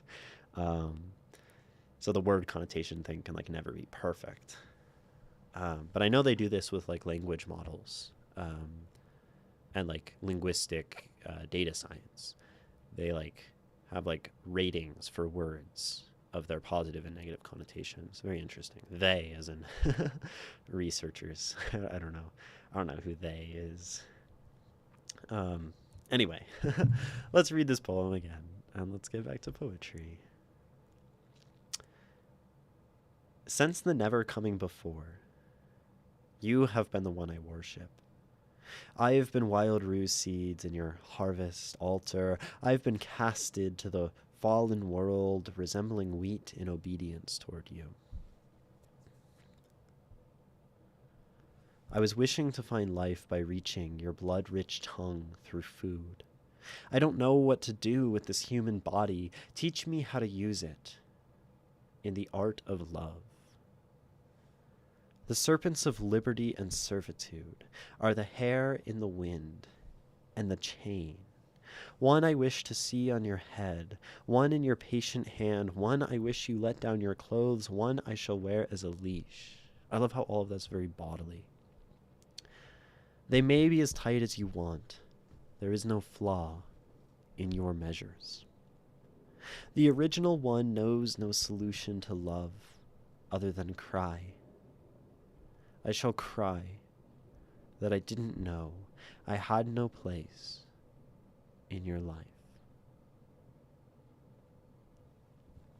So, what I said in the middle there, I love this body thing that we do, right? We go blood-rich tongue to human body to hair in the wind, which it's the hair in the wind and the chain, right? And then we go to head, and then we go to hand, and then we go to like clothes, and then we go to the neck as a leash, right? And then we even later come to the eyes, perhaps, with the imagery of tears. So we're going through much of the human body in this poem, and particularly in this middle section. We can maybe even call this, the body section, although it starts up here. So whatever, imagine it up there. The body section. And that's kind of where we left off, right? Trying to understand this. And I think understanding the serpents of liberty and servitude are the hair in the wind and the chain, one I wish to see on your head, one in your patient hand. Right? This section there's a lot of imagery, there's a lot of like multiple characterizations of this thing. So these lines, yes, definitely require discussion. I'm curious if anyone in chat or if you, Reclusi, have thoughts on the meanings of these things, or, the serpents of liberty and servitude, right? The hair in the wind, the chain, the nature of this chain, right? This is like maybe the crux of this poem. That's funny. Like crux is a word we use in rock climbing, the hardest part of the climb. And, when you get that part, it's pretty easy to like finish the rest of the climb or whatever. Crux, of course, just has this general meaning of like the center or like the most important. But yeah, it's like this is the key, or the keyhole to this poem. The serpents of liberty and servitude, right? So liberty and servitude exist opposed to each other, right? There's a contradiction here at play. I'm just trying to make sense of the contradiction in the poetic sense. Serpents as well. Yeah, contradiction. The serpents of liberty and servitude, right? So we have, and maybe what we're discussing is imagery of two individual serpents, right? A serpent of liberty and a serpent of servitude. And these things are in some way connected.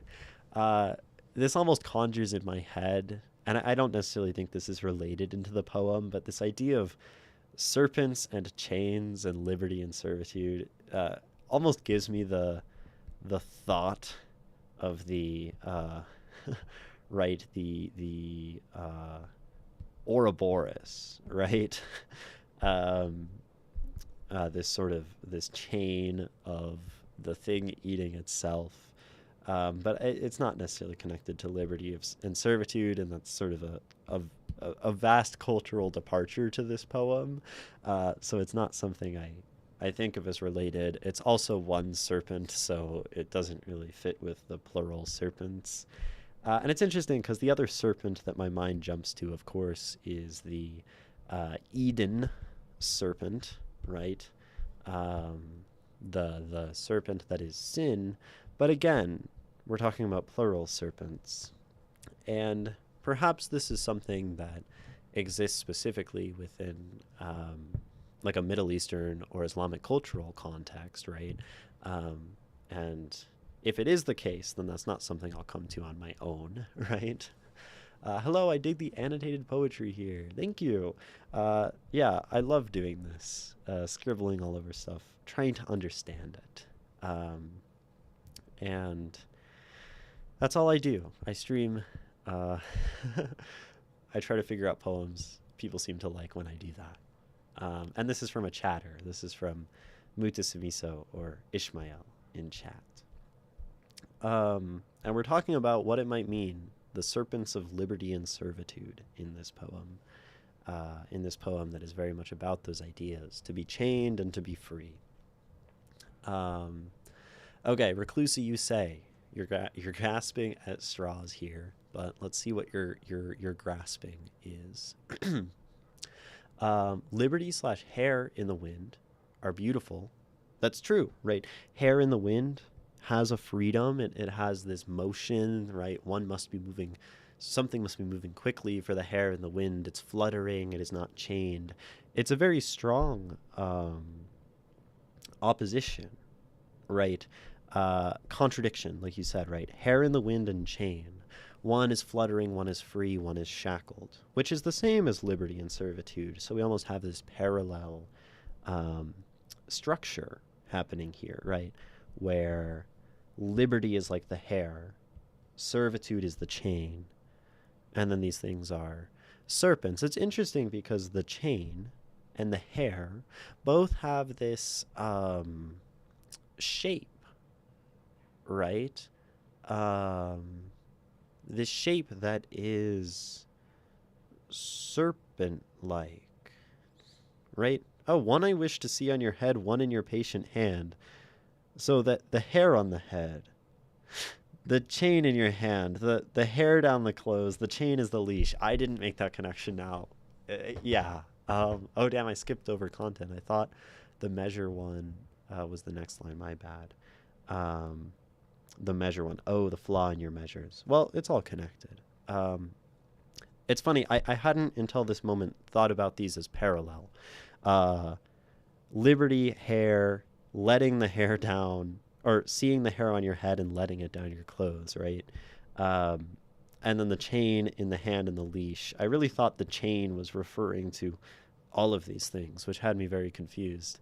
But I guess that's why we take time to read things and understand. Okay, so, but I interrupted myself in the middle of your comment. Liberty/hair, but you made that connection for me by saying liberty/hair and connecting those. In the wind are beautiful versus servitude and chains with a negative connotation. Yeah, maybe the idea is that which is divine is an origin of both, yet the tightness of the negatives are fine because there is no flaw in your measure. Your choice, measurements in the visual sense. I don't know. Okay. I think there's like good ideas there.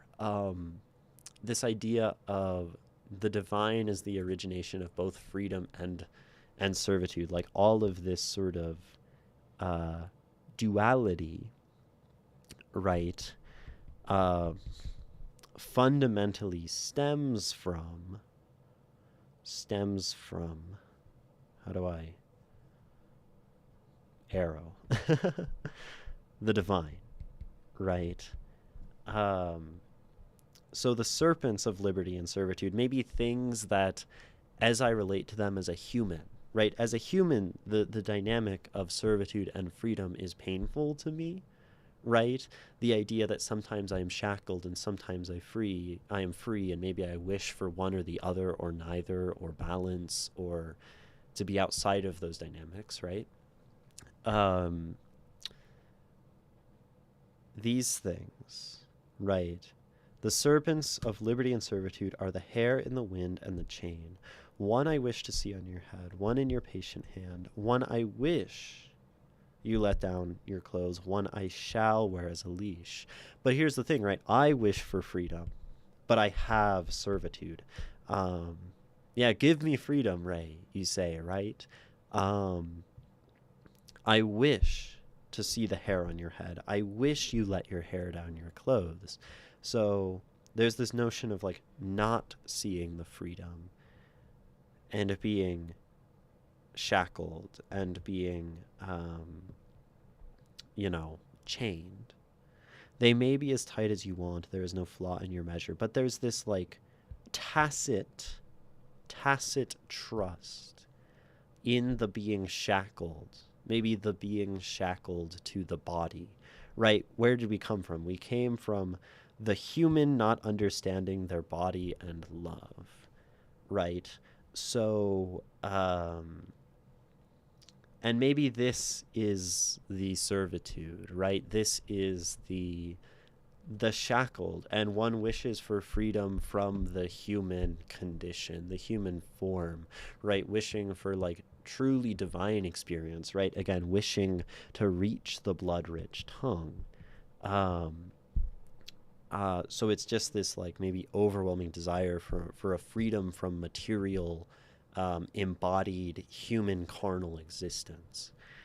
This plea, right? Or not plea, because they wish for this, the body wishes for this, but that at the same time, right, there is this like mental, intellectual faith acknowledgement that this is my reality. This is not something I can escape, and so this is something that I accept, right? There is no flaw in your measures is acceptance, right? I said relaxation earlier. Maybe that was close, but not quite right. Acceptance of all the pain that I have as a human, knowing that it was created, right? This is the sort of opium that is faith, that at that fundamental level, right, it's okay because of that. Perhaps. um, why the gap break between these lines, though? I think those four tie together. Right, there is a separation of these as different stanzas. Um, right, these are our sort of that's not the right color. These stanza sections. Right, they're broken here, they're broken here, broken here, broken here. Um, and that's an interesting question, right?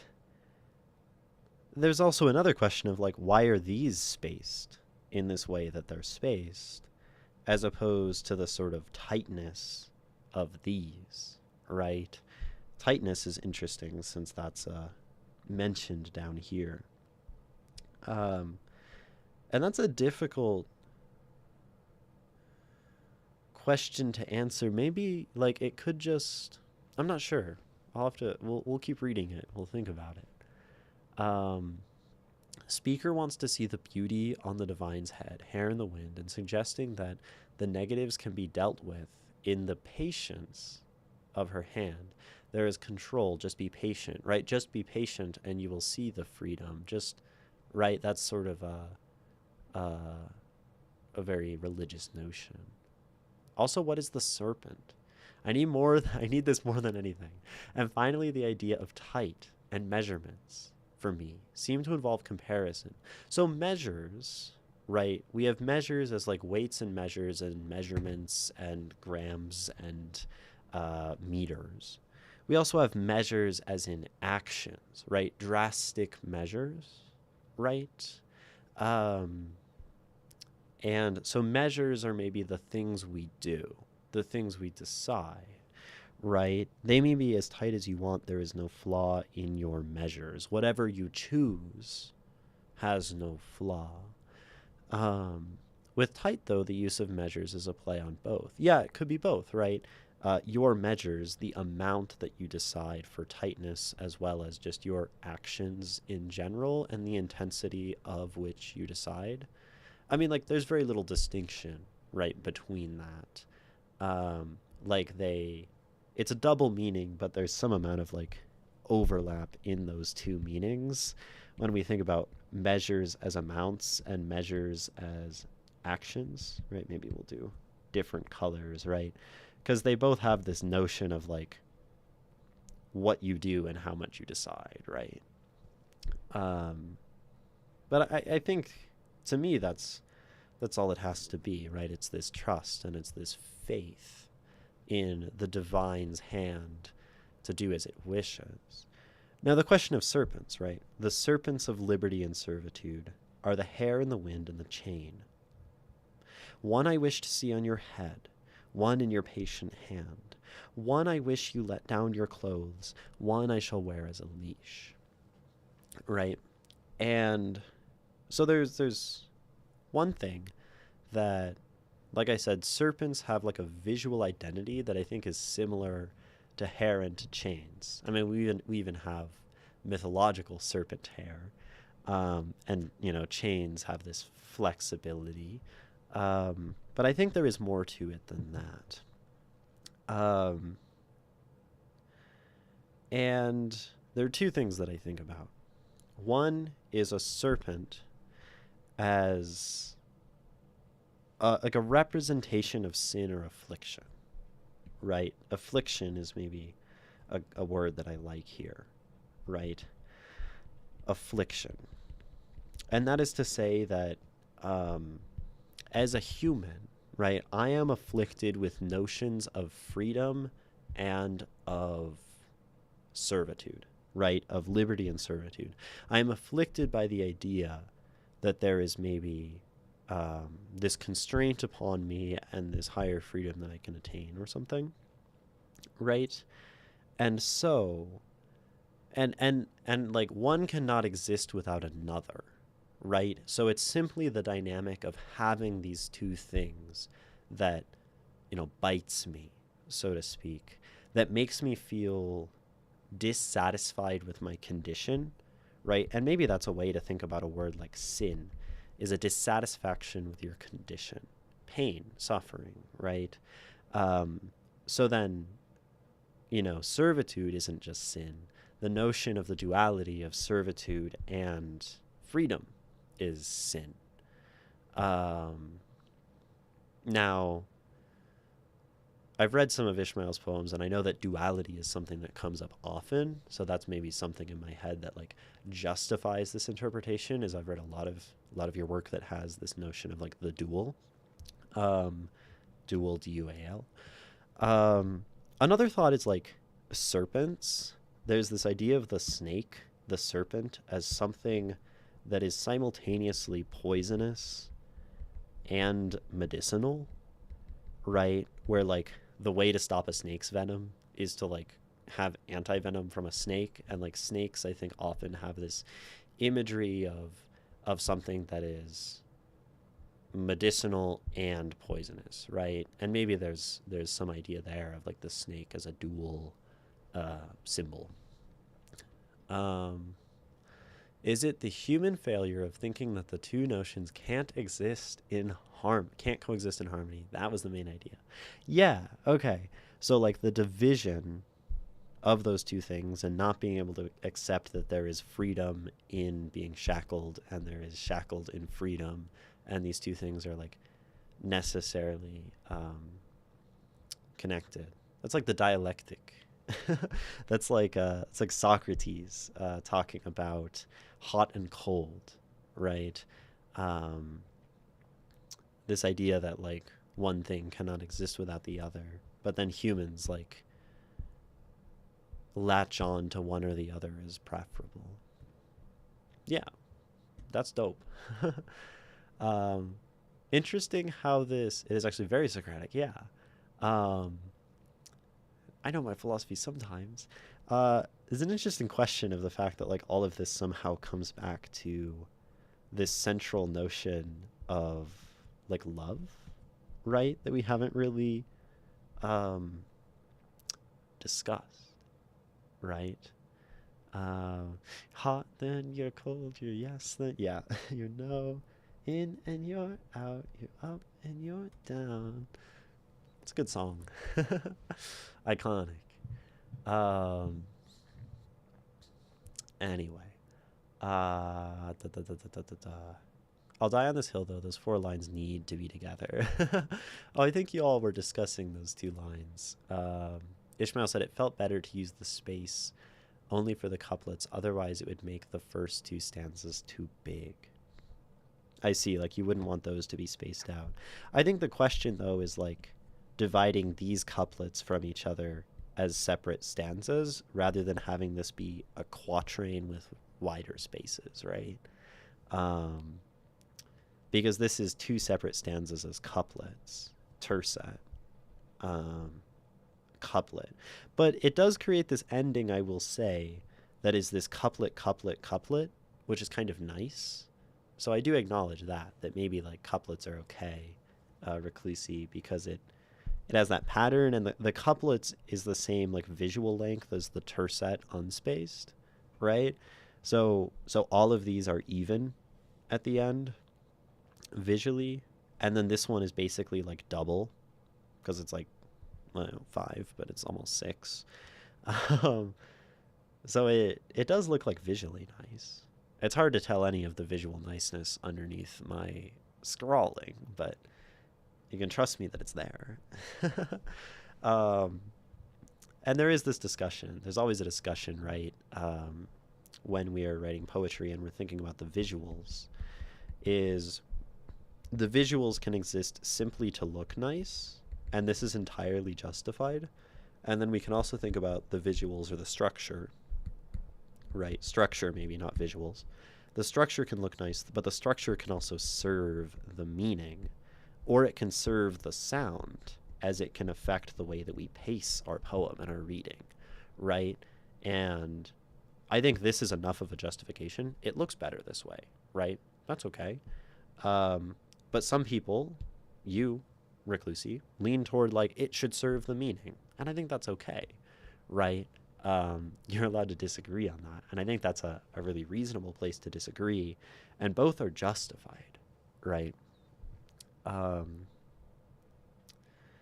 Pacing, right? Would I read this poem differently if this was a smaller space? Would I push more through these lines? When I read this poem, I think about pushing through these lines, right? The serpents of liberty and servitude are the hair in the wind and the chain. One I wish to see on your head. One in your patient hand. One I wish you let down your clothes. One I shall wear as a leash. So that would be pushing through, and that pacing would be served by having less of a space. But if I read it the other way, the serpents of liberty and servitude are the hair in the wind and the chain. One I wish to see on your head, one in your patient hand. One I wish you let down your clothes, one I shall wear as a leash.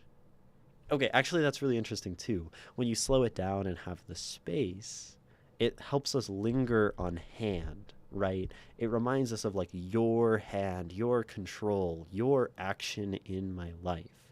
When we push through, it lingers less on this God, right? This deity. So the separation kind of serves pacing if we like the pacing of lingering on hand. And maybe that's the right way to read it right now as it's presented. So I think it works, then it works on two levels, right? It works on meaning and it works visually. But the separation detracts from the intimate connection, right? The closeness keeps it kind of compact, right? Closeness, connection. It keeps it as an uninterrupted chain, an uninterrupted flow of wind, one notion snaking down as a single stanza. I think that's reasonable too, right? If we have this here, it breaks the chain, it severs the hair. So that's a really reasonable argument too. Snaking vertically, goddamn meta-analysis, yeah. I hear you, but how do we distinguish between spacing done for the sake of meaning versus spacing done for the sake of visuals? My critique here really stems from the fact that I think those four lines are really fucking beautiful, and they are. And without Imogen, I wouldn't be able to find that, probably, but more so due to the separation, right? Separation can signal different ideas. And it can say, wait, no, these should be separated. Maybe I'm supposed to think about this in a different way. And that's a really good argument, right? Because, especially looking at this poem prior, right? We have like an idea, this introduction. Then we have me and my desire and my love. And then we have like duality and this thing, right? So every time we go here to here, we're like doing a thematic shift. So then we do a thematic shift here, and with a larger space, we might expect another thematic shift or another tonal or meaning shift, and we don't have it, right? This is serving as one single idea. So from a meaning perspective, right, especially with the pattern sort of arguably established, maybe it's not established because it only happens twice, that could throw off the reader. That's certainly an important thing to consider as a poet, right? And there is an interesting question of like, how would this look, right? And I can actually try something. I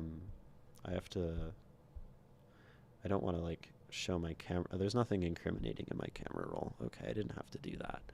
Um, if we add this poem back in, right, a fresh, clean version. And how do I do this? Can I crop this in here? I wonder if I can crop this. If I can crop this. Aha. Wait. Can I crop? I don't think I can crop. I wanted to try cropping out the middle part to see how it looked visually, right? Because when we zoom out on this, it is very visually balanced, just as like a shape, right? These things, it's nice and even, right? And if these were together, I got a little pinching, it might be different, right? I like the shapes of poetry. So do I, easy typewriter. But then again, if we like crunch these guys together, we have a total of 7 lines. That one's 5. That one's 3. That one's 3. I don't know. I like that we're disagreeing, though. I think disagreement is excellent when it comes to art, because what we all want, right, is for the art to serve its purpose as best as possible. Have the last 2 on their own. Have the last 2 on their own. On their own, like without the space, or like with a full stanzaic break. An interesting thought. I love this gradation of spacing, I must say. Like the fact that we have like the mini break and the full stanza break and the non-broken, I think is like a really nifty kind of visual idea to play with, right? Can we agree on the purpose of art? Probably not, if I had to guess. I think that's often a very personal thing for like any given person. Personal thing for any given person, yeah. And can we communicate well enough to articulate what we see in art? Great questions, right?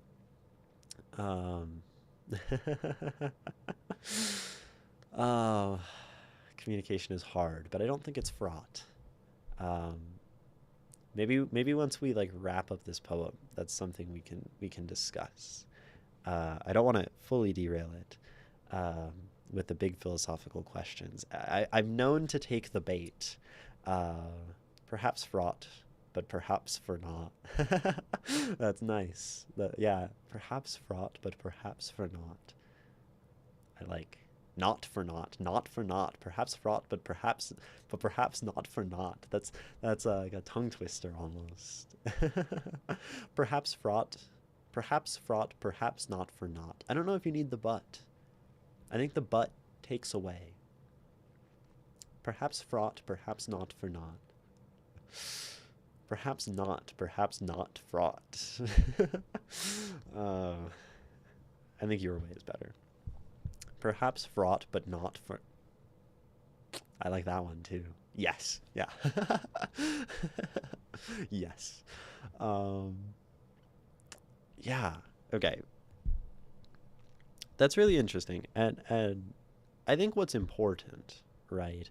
What's important about this discussion is it shows that, you know, the structure, the way that we lay out a poem can affect many different things about how the poem is read. And as ourselves, as poets, right, that's something that we can spend time to consider and think about in our own work. And that's one thing that optionally we can try to like take into account or be intentional with our line breaks, right? Reclusi, you say, yeah, reading this, I've realized that I'm really bad at poetry, and this stuff is really hard. Poetry is really hard, and I think acknowledging that it's hard and maybe that some people have more experience doesn't mean you're really bad at it, right? I think bad is this sort of like very loaded term. You know, like by my definition, anyone writing poetry is good at poetry because they are taking the action of doing the thing, right? It's the same with dancing. I don't acknowledge any dancing as bad because dancing is a beautiful thing. No matter how on the beat or off the beat someone is, no matter how like sort of silly they look, um, right, or how elegant or choppy or stiff they are, right? They're dancing. Um, and that's, I think, the same way about poetry, right? It's a joyful thing to do. So if you're doing it, you're doing right, and so you're doing good. Um, but that's it's a very generous, maybe generous definition. I try to be generous when it comes to poems. Okay. Um. Um. Um. Um. Um. Um. Dude, why are these things on my Twitch like so? Uh. Hopefully I didn't get rid of these. Okay. Twitch is so annoying. Twitch is so annoying. I think I put together words together nicely, but I lack the deeper element, the sound and insane connections, like we find in this poem. Maybe put it in rice. Yeah. I like poetry because it is so expressive. It is. It can be. Often is. Writing puzzles in itself is not an achievement. I still have not figured out what my hypothetical target audience is, so all the puzzling has a level of aimlessness. See, everyone's got their own perceived inadequacies and adequacies. um, and yeah, I think everyone, most poets will be ready to admit that there's something they're still working on. Can I be anti-expressive? To write poetry that attempts to not express, that attempts to be, I mean, probably, but right, is that not a form of expression? Are you not expressing, like, you can write nonsense, right? You can write something with no desired meaning, as in it's not looking to express like a message. And maybe, I guess it depends on how we define expressive. Shit. I think it depends on whether the audience is in on the joke. Maybe. Maybe that's all art is. It's varying degrees of telling inside jokes. Would not writing poetry be a way to achieve that goal? Maybe. But would you be able to consider that a poetic statement and thus a creation of something of poetic nature? uh, Performance art, right? Maybe this is the notion of something like John Cage's 433, the piano piece where the performer sits in front of the piano and plays nothing for 4 minutes and 33 seconds, right? Um, are you making a statement against expression? Are you expressing non-expression? Are you making music through the lack of making music? Are you simply doing nothing, right? Um, that's probably where these sort of things originate from, these thoughts. Okay, so we talked about snakes. Um, Something I think is interesting is like, well, we have this like hair on your head letting it down. So this idea of like the hair as something that is like protected or guarded or secret. I think of like head coverings, right? To go back to the poem, obviously, is what we're doing now. um, and I think that's very cool. That's like great imagery because there is something very like sensual, right? And maybe this is a way that this brings us back to love. I mean, we also have the idea of like leash and chains as something potentially sexual and sensual that brings us back to this notion of love, and love is freedom and love is being changed. Is there a way to see an unadorned copy of this poem? In our Discord server, which there is no public link to, but if one of my chat people could send a link, that would work. Because then you can access everything that's been submitted, and you can submit your own poetry to stream, which is super cool, and we would love to have that. And that's a very, I mean, you don't have to. There's no pressure. Like, it's a very terrifying thing to do. But yeah, neat. Yeah, so Reclusi or Ishmael, if one of you can like DM on Twitch or like whisper, or you can just drop it in chat. I don't know. I guess it depends on how like safe we want to be. We got hate rated recently, and the whole Discord got like flooded with some pretty harmful things. Uh, so I'm trying to figure out how to manage that, going forward. It doesn't help that the bot broke, which could like put the link in chat. So I should just fix the bot, and then the command would come back, and it would be fine. Anyway, um, love and this poem. Harmful, yeah. Um, yeah, I'll just leave it at that. It's sort of off topic, you know. Hateful, another word though. Okay, there is no flaw in your measures. The original one knows no solution to love other than cry. I shall cry that I didn't know. I had no place in your life. So, no need to be sorry for asking. Like, y'all can ask whatever you want. If I don't answer, that's nothing, problematic on your part, right? Um, the original one. What is an original one? Um, One thought I have, particularly because of the use of the word original and our sort of Abrahamic religious context of this poem, is I could think of this as like an Adam, right? Is a thought that comes into my mind. The original one knows no solution to love other than to cry. Brings us back full circle to resembling wheat, right? The original one knows no solution to love other than to cry. So when like the fruit of knowledge was eaten, desire appeared, sin appeared, and thus love appears, at least the human and the carnal love.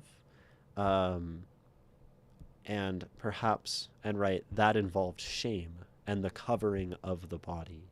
And so perhaps crying is this shame that fits nicely with our covering of the head and the hair, right? This sort of purity, shame sort of dynamic.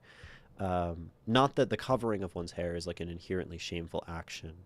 Um, that's probably not. That's a very not true thing, right? Um, so then, Adam knows no solution to love other than to cry. I shall cry that I didn't know. I had no place in your life. But that still leaves the question of like, didn't know what? Right. I had no place in your life, like what that means. And maybe this is just like the human tininess as it relates to God. Um I wonder if there could also be like a shift to a literal lover.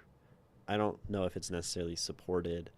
Um but this notion that like we suddenly have a different your, um and that, sorry, that was my phone being right next to my mic and vibrating and beeping. um oh, it's Liz.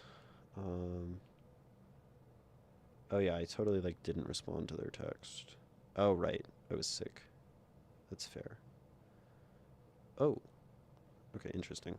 um Okay.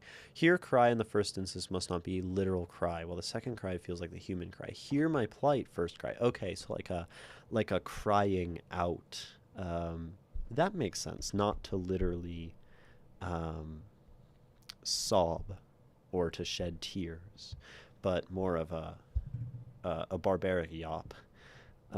It's not the right word, but um, uh, to reference other poet, right?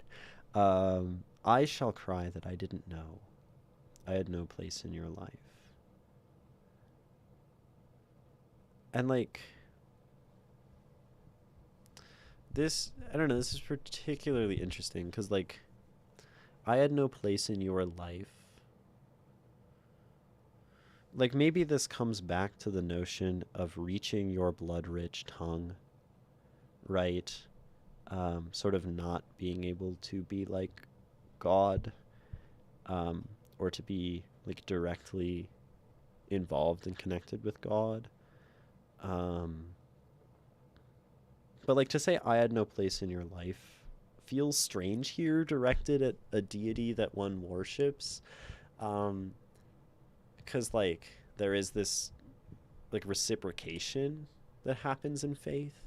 The original one is surely the divinity we've been talking about, shifting from you need to understand how liberty and servitude coexist, and the human cry, I didn't know. The I had no place in your life feels misplaced, though, as a conclusion IMO.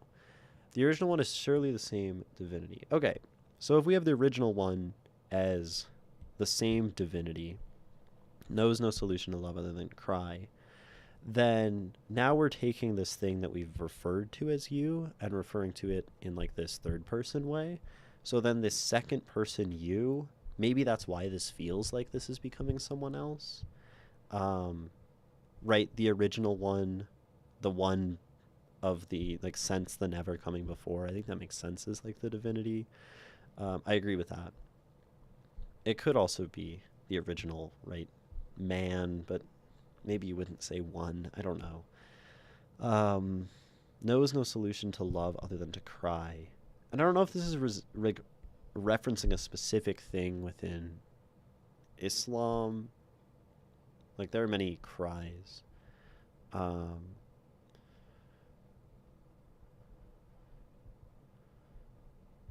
the most notable Abrahamic cry I know is Jesus wept, but Jesus isn't nearly as central to Islam, though he's there.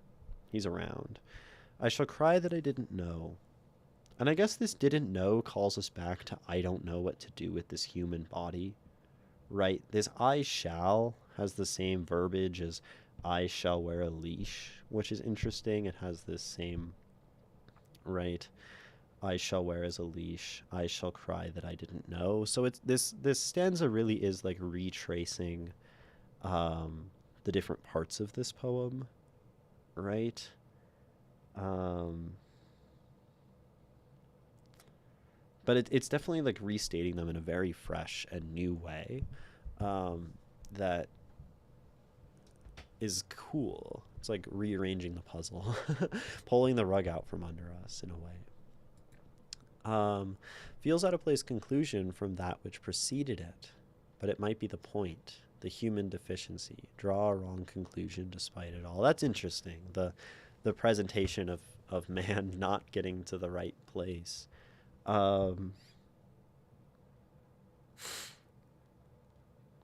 right, like I had no place in your life just doesn't feel connected to the divine in the same acceptance way that we had before, right? These feel like separate, like it just doesn't feel like it can be. I kind of agree with that.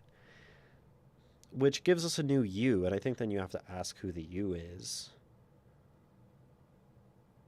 I mean, that's where my mind jumps, that there's another you, that there's a literal lover, and it recontextualizes the poem, and then maybe even we can like re-understand like your blood-rich tongue as like this embodied lover who becomes ideal, and then love is this making ideality of another human, and then everything gets recontextualized as simultaneously God and lover, which would be cool.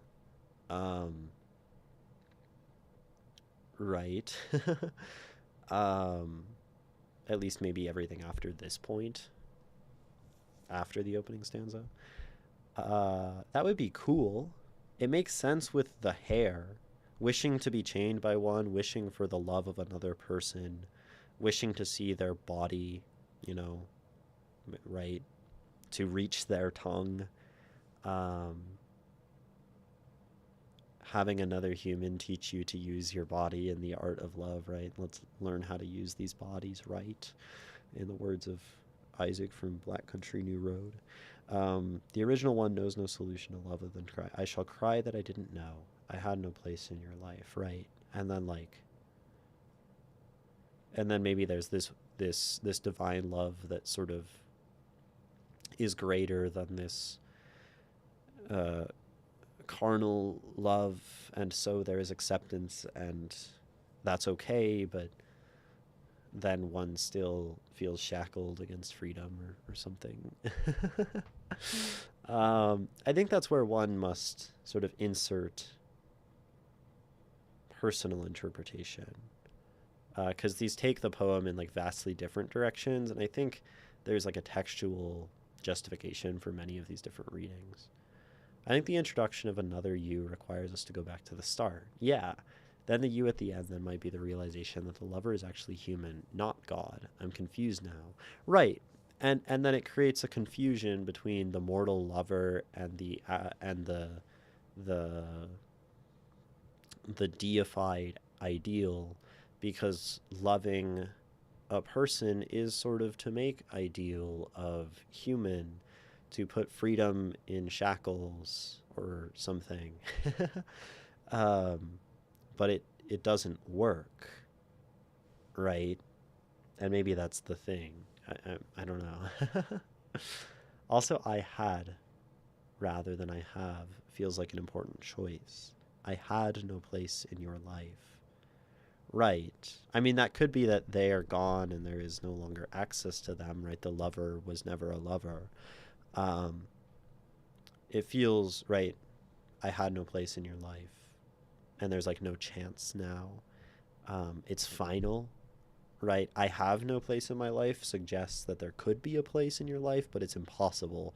And maybe that also speaks to like the fundamental distance of man and God, that there will be no reconciliation of the distance, from either man to God or man to lover lost.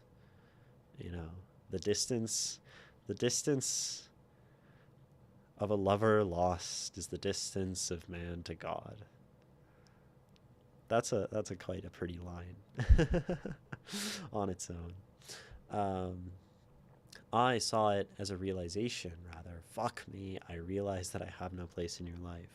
Ah, a realization. I see. I shall cry that I didn't know.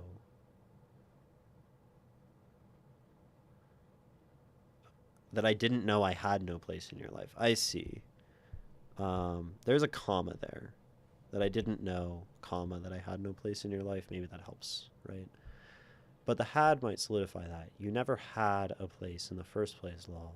I will say, I don't like this last line, but cool poem. Interesting. I like it because it calls a lot into question and it sort of breaks the poem in half in a way.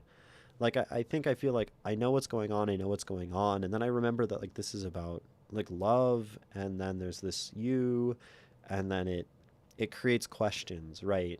And maybe this is like really indicative of this feeling of a cycle, um, that one can never know, right? It doesn't leave you with a conclusion because it doesn't want to conclude, because it doesn't conclude, because life's not over, and like the puzzle of understanding one's relation to divine will necessarily continue, right? The grappling with God does not end, the grappling with love does not end. And that's a very powerful statement in itself, right? To not conclude, right? Same as to not write a poem. I just don't understand it. So I should have said that rather than say I don't like. My bad. I had no place in your life. Feels like a conclusion, though. Sort of. I mean, I guess, yeah, it is very conclusive, right? I had no place in your life. It's over, right? Like that's final. Um,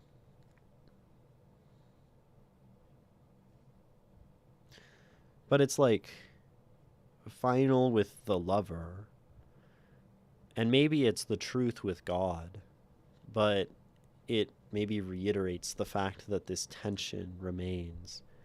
And we have this strange, like, there is no flaw, acceptance, and then this contradiction, right? It like creates a contradiction at the end. It takes what felt very conclusive, there is no flaw in your measures, and says like, wait, now I'm crying, right? It almost just speaks to the endless cycle of contradiction and not being able to accept those things as simultaneous. Um, and maybe that's the thing, right? That the human failure is to not understand that like this and this are inextricably linked, right? And that this acceptance and this lack of place are fundamentally unified rather than things that exist in opposition to each other in that same, I don't know, Socratic kind of way. Um, and and then maybe that's even a justification for this to be a couplet, because it shows that this is connected to this and this is connected to this through them being the same length, right? I'm not on board with the lover reading here. I think the you here is realizing that you can't even hear the call of the divine. For that reason, you can also mistakenly call that divinity you, and then draw the wrong conclusion of all that which came before. Speaker doesn't get the patient hand. Doesn't get the patient hand from earlier, I guess. No. I think the whole lover interpretation is pretty flimsy. I think it's the one I gravitate to because that's something I think about a lot. Is like understanding mortal love. So it's just something that like I jump to, but if your brain doesn't jump to it, it's not your interpretation. And like our interpretations are allowed to disagree, right? It's encouraged, right, to not be on board with that sort of leap that I make.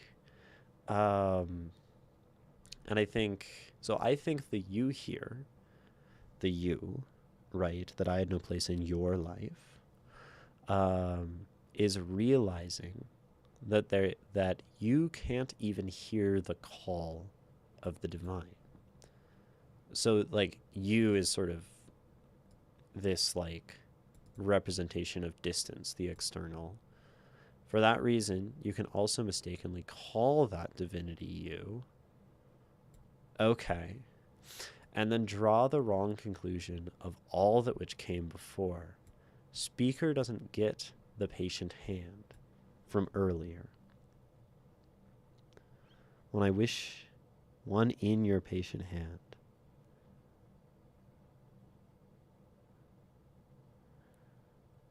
in your patient hand, one I wish you let in your love, one I shall original one knows no love other than to cry. I shall cry that I didn't know. See, and I think I don't see yours in the way that you don't see mine. And that's okay, right? Of course, not dismissing your perspective. Yeah, of course. I don't think you are. I just don't get the end. So I'm trying to make sense of it in light of that, which I think I understand from before. Yeah.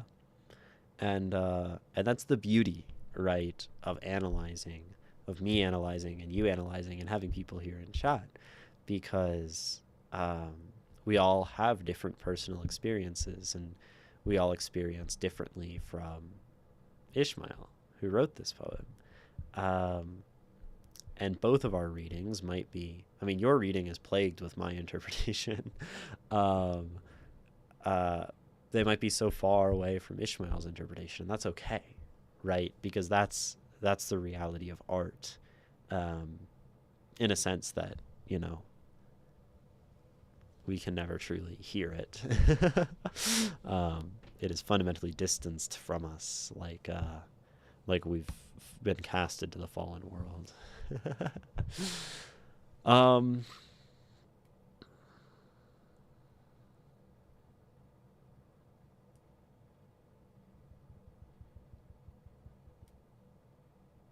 I don't know how to like wrap this up.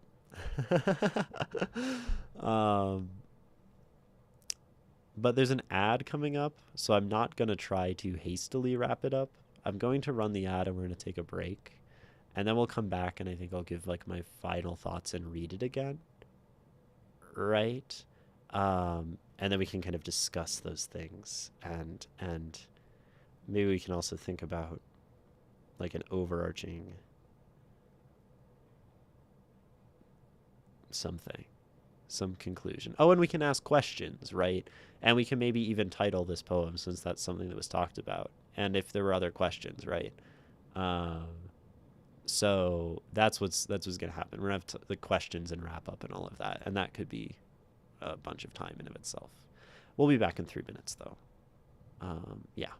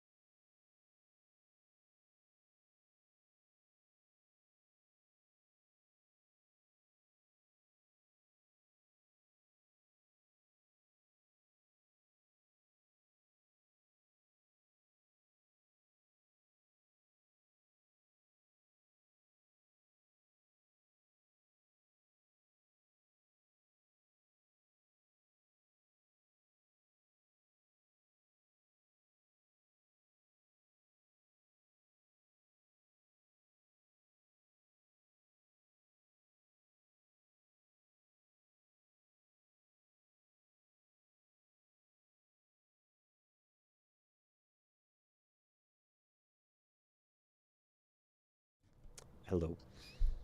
We're talking about poetry. We're talking about Ishmael's untitled poem, which obviously, ugh, very a lot of things we've said, a lot of things we've pondered. Um, you said Reclusi. I want to say, really fun analyzing with you. My first read of this poem was nothing like this. You're good at what you do. I appreciate that. I have lots of practice.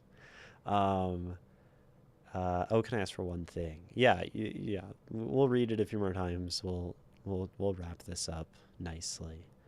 Um, I try to write a poem in a way that gives clues that it will end in such a confession, in the confusion the person lives, being incarnated as a human, etc. It is supposed to show they feel rejected. Interesting. Um, Kind of crazy that I'm so bent on having an answer in poetry, right? It's not necessary. Um, when in the field I work in, essentially just thinking and improvable in an empirical fashion, right? Not sure why I'm unwilling to accept the uncertainty in one field but not the other. I think that just that desire is something to think about and ponder, because I think a lot of people have this desire for like a truth in art, um, an answer, a truth, a rigidity. Um, and it's something I used to search for. I started analyzing because I wanted to find the answers to things, and I wanted to find like what are they saying? What are they talking about? What does this mean? Right? And after doing it so much, I realized that was kind of futile. And maybe it's something to do on your own to really spend a lot of time thinking about art. Um, uh, because I think you'll just naturally come to the conclusion that it's impossible, right? It's unprovable. Um, and um, uh, so then you have to change, right? And then for me, it's, what does this mean? It's something that reflects back at me, right? It's a mirror that ends up really being about personal interpretation. Um, how am I in a poetry stream and I can't spell all? I mean, poets can't spell. That's well known. My question was, can you focus a little on rue seeds and wheat for a minute? You somewhat skipped that part. Yeah. So I remember there was a thing with the rue seeds, and they had some symbolism that I um, definitely like. We talked about prior. Um, uh, rue seeds. Um, meaning?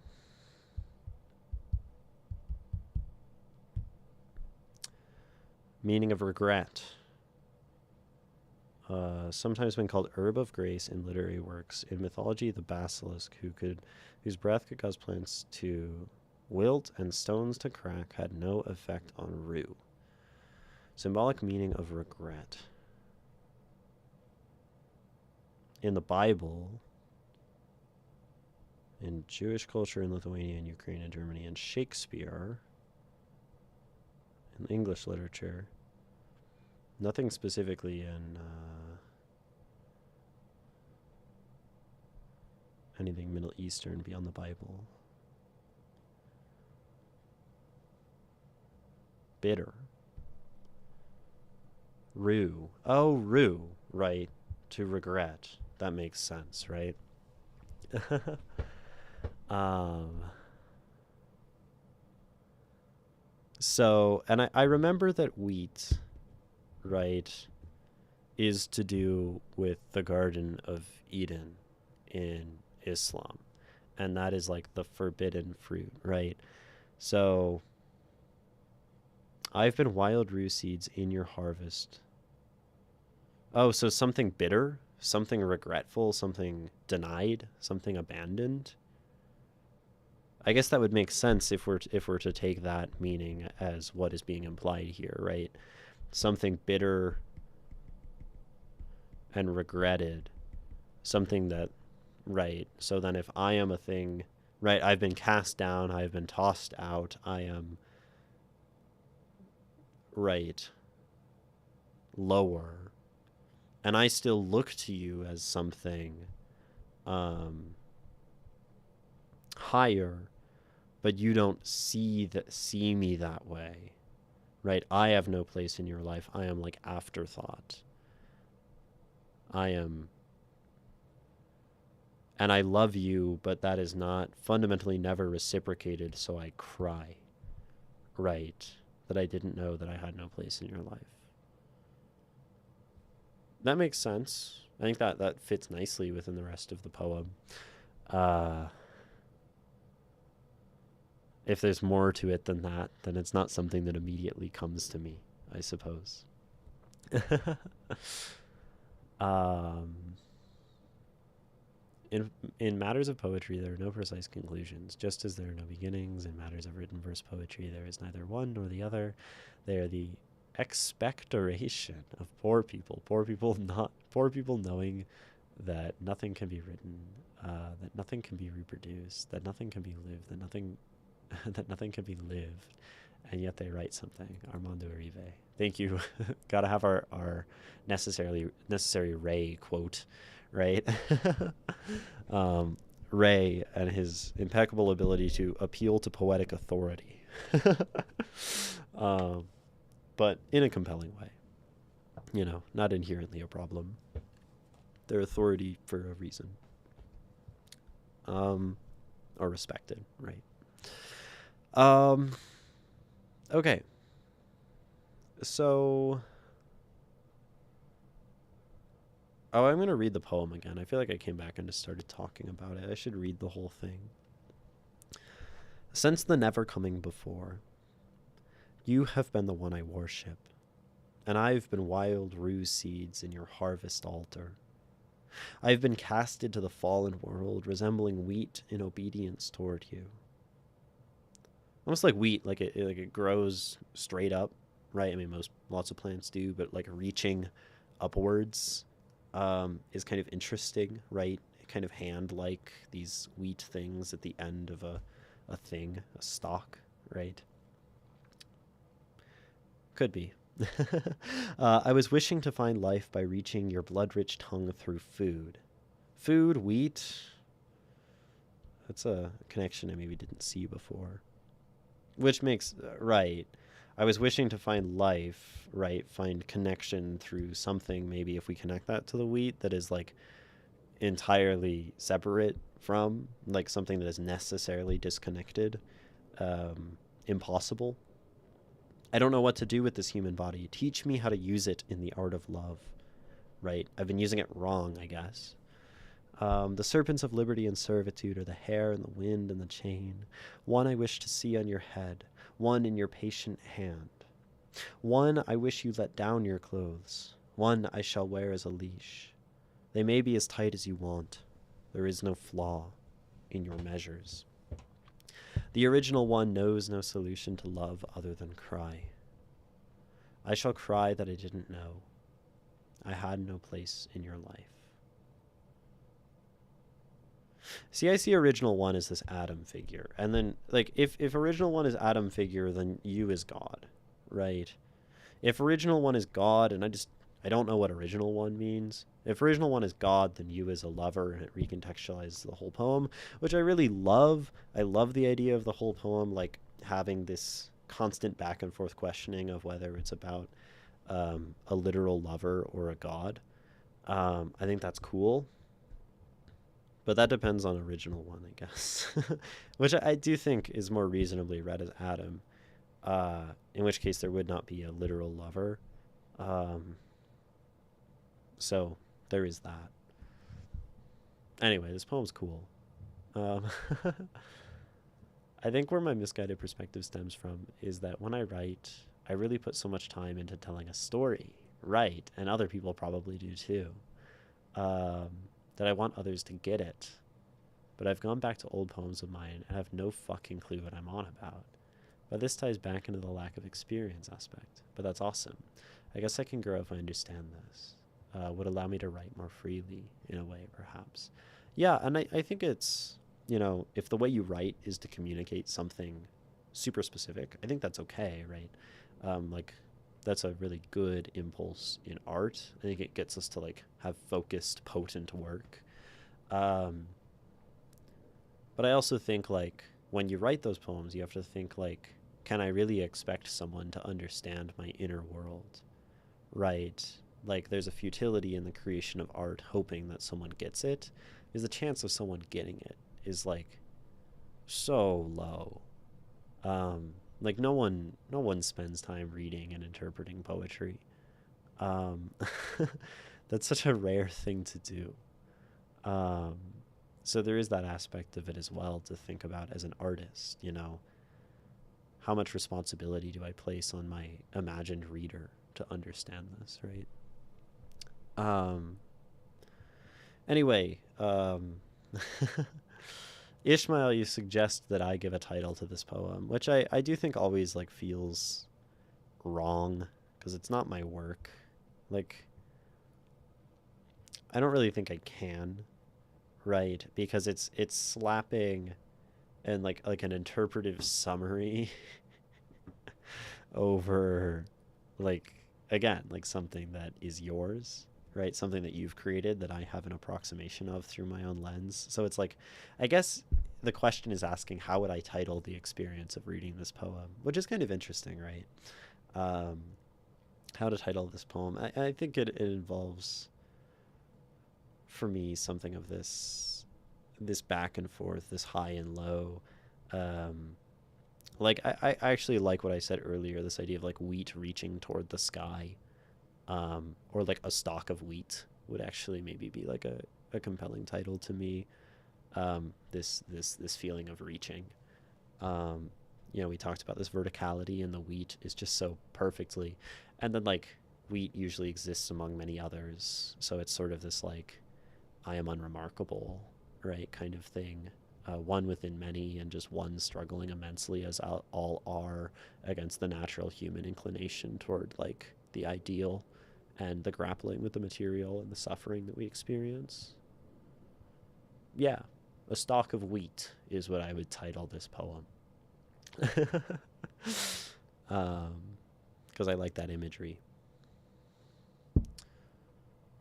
Liberty and servitude is the first idea that comes to me. Yeah, I think that's like, to pull titles that pull directly are nice, right? Liberty and servitude is very central to this poem. Um, I think, um, some way of combining hair and wind and chain. Um, teach me makes this a plea. It recontextualizes, right? Um, I shall cry, right? The art of love, to do with this human body is kind of neat. To do with this human body, right? Like it pulls from this line of what to do with this human body, and then says that the poem is, to do with, right, this human body. So it's like a poem regarding the body. Um, and that's kind of a cool title. I like taking a line and pulling a part out of it, and then it changes how that line is understood, um, because of like the grammatical cutting, right? Um, and this is to do with that same thing, right? The body, the human, the carnal against the divine. Um, so that would be cool too, to do with this human body. I like that. That's a really strong title to me, based on my interpretation, right? To do with this human body, um, a stalk of wheat. A stalk of wheat is a million times better, is the title I suggest can apply to a million other poems. Right, like liberty and servitude is very like broad. Um, Same with like the art of love, right? Titles that are very abstract can, like, I don't personally find them satisfying, right? To title a poem like love. Um, yeah.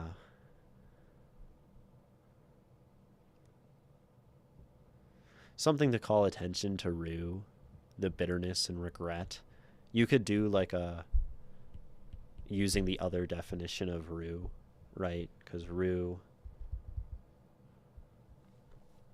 right, to bitterly regret something. Um, so you could almost just say rue as the title, because it does this double meaning. Um, or I don't think rue the day. I think that would be like quite kitschy to me. Yeah, rue, the rue and the weed, the body. These are like some of the biggest things in this poem for me. Those are my titular contributions. Any other questions about this work, or anything we've talked about, or anything I said that you can ask about later, when we were in the middle of stuff? I know we had some side discussions that had to get put put onto the ideas board, tabled. We'll circle back to that one, those kinds of things. Um, Roots. Roots. I love things like that. Those strange spelling, like roots, roots. It's funny. um, that's very like almost, that feels almost like non sequitur at that point. Like it's so strange. Um, but it's kind of fun. Um, Roots, rue, a stalk of wheat to do with this human body. Yeah, none are official titles, but those are maybe the titles of my experience of this work. Um, yeah, I think this poem is cool. Um, I think there are things to learn from in the spacing. I think there are things to learn from in like the like motion, this vertical idea. I really love the vertical idea, the way that we feel the acceptance, but then like the not. Like it's almost a bitter acceptance. Yeah. I don't like sense the never coming before. Besides that awesome poem. I think that's reasonable feedback. It's very wordy. It's like when you start the poem on something that doesn't make a lot of sense, it immediately casts the reader into confusion. Um, and I mean, this poem is very confused. This poem is very like, it's about this notion of not knowing, about this notion of uncertainty. And so maybe starting the reader on unsteady footing is a very strong move to set the tone. But I also think as a reader, it's very frustrating to be like, the what? And like, there are some people who would read that and sit there for 10 minutes. Like, what the fuck is the sense the never coming before, right? Um, and you know, what I chose to do, I read the words and completely ignored everything that it meant. And I talked about sound for half an hour and then came to actually looking at the words. So I give myself an advantage in reading poems sometimes by just turning off my brain and saying, I'm not going to think about what this means. And I'm going to like get vibes and sounds and moods before thinking about meanings of words. I find that sometimes effective with the very crunchy poems, the poems that involve a lot of technicality. One way to go about them is to ignore the technicality for a time, so that you can like feel overarching things. But that's not a very intuitive way to read, right? I remember at the start of reading poetry, I mean, like we said, like answers meaning. I was originally interested in meaning. Um, and I think it's easy to be interested in meaning. That's something we desire. Um, it's a funny motion there that I do with meaning. It's valid to be interesting in meaning. That's something we desire, and there's like this desire for meaning that's like inherent to man that like goes so far beyond a meaning to a poem. So it's like this sort of non-comparison, linguistic quirk. I don't know. It's kind of poetic, poetic, poetic. Sorry, that word from the other stream, from autopoiesis. Um, I should just drop that in poetic and just not acknowledge it in the future. Um, just replace poetic with poetic in my. That'd be really funny. Most of you weren't at that stream, I think. Anyway, I'm getting lost. It seems like there are no questions or nothing else to comment on. I really appreciate all of your thoughts, Reclusi, and all of your feedback for Ishmael. I think that's really awesome that you give that. Oh yeah, and Scrap Alter IMO. I think choosing one is better than the slash, no matter what. I think. I mean, it has this feeling of uncertainty and the lack of desire to choose between two things. It has this notion of things that are the same but reiterated as different. it's almost like uh, you know, fits with the thematic material of the poem. That is too meta. Is it too meta? It's not too meta for me, Reclusi.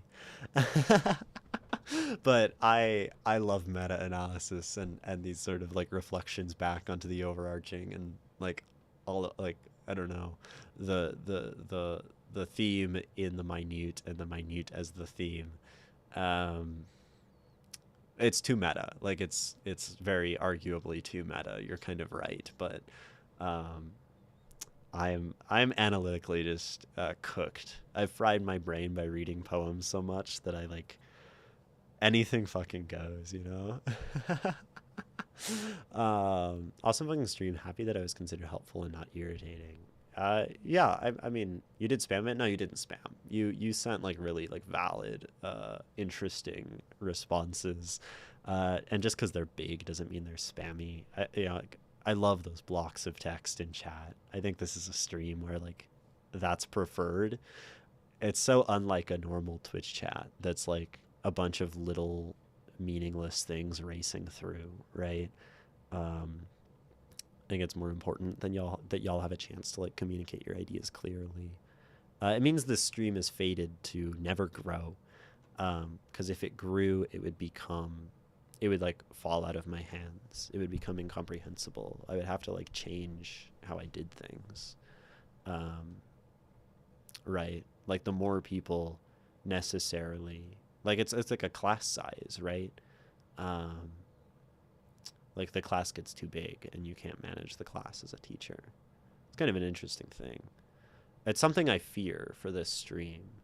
Um, Luckily, I think like the people who are willing to watch this are so few that it doesn't matter, right? Like I like stream for a hyper niche of like, I mean, freaks like myself.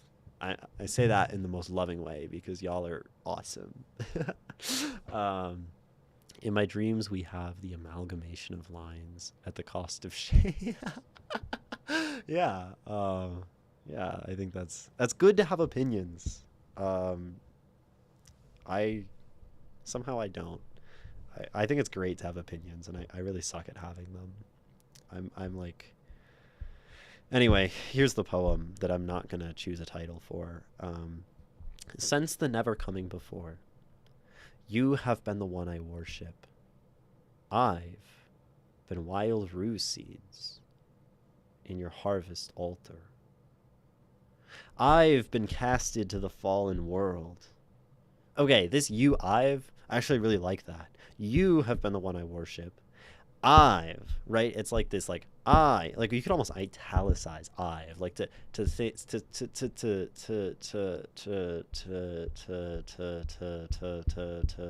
word I'm looking for to really emphasize, right? The distinction between me and you. You were talking about you, now we're talking about me, right? You have been the one I worship.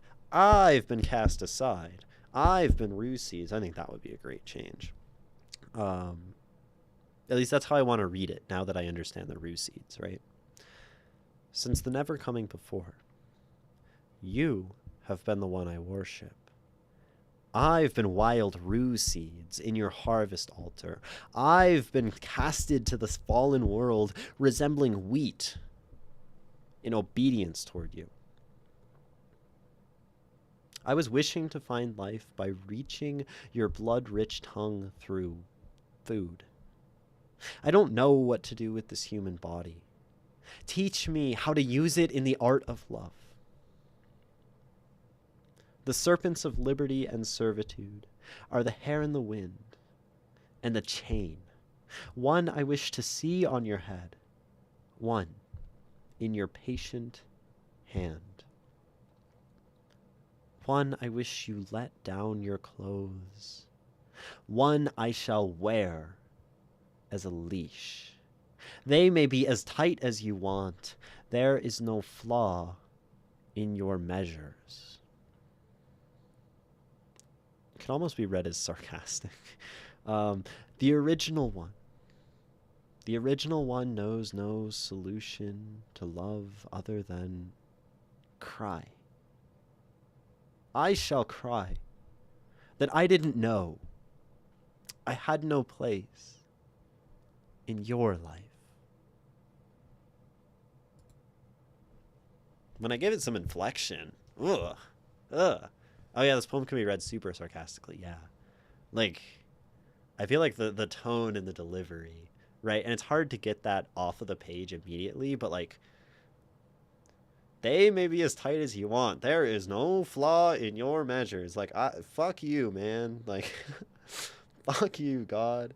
Um, I don't know. I don't know how sacrilegious it's meant to be. Maybe a title to guide the reader in that manner, to guide like Rue. If the title was Rue, it would be like, oh, this poem is not good. This poem is not happy. This is some like some heavy shit, right? And that's where a title is nice, Ishmael, right? That a title directs the reader fundamentally towards something. It places them. And in poems that you have that are puzzle like, a title can act as a really nice hint that might point your reader in the right direction. And something like Rue, and to point the reader toward the Rue seed and try to like understand this connection. Like I feel like you bringing me back to the Rue really helped me feel like I get this poem. And that might be so that might be the best title, Rue, right? I think that's a value of titles, is it's giving your reader a clue. Sometimes if you're writing in this way, it can be. It doesn't have to be, right?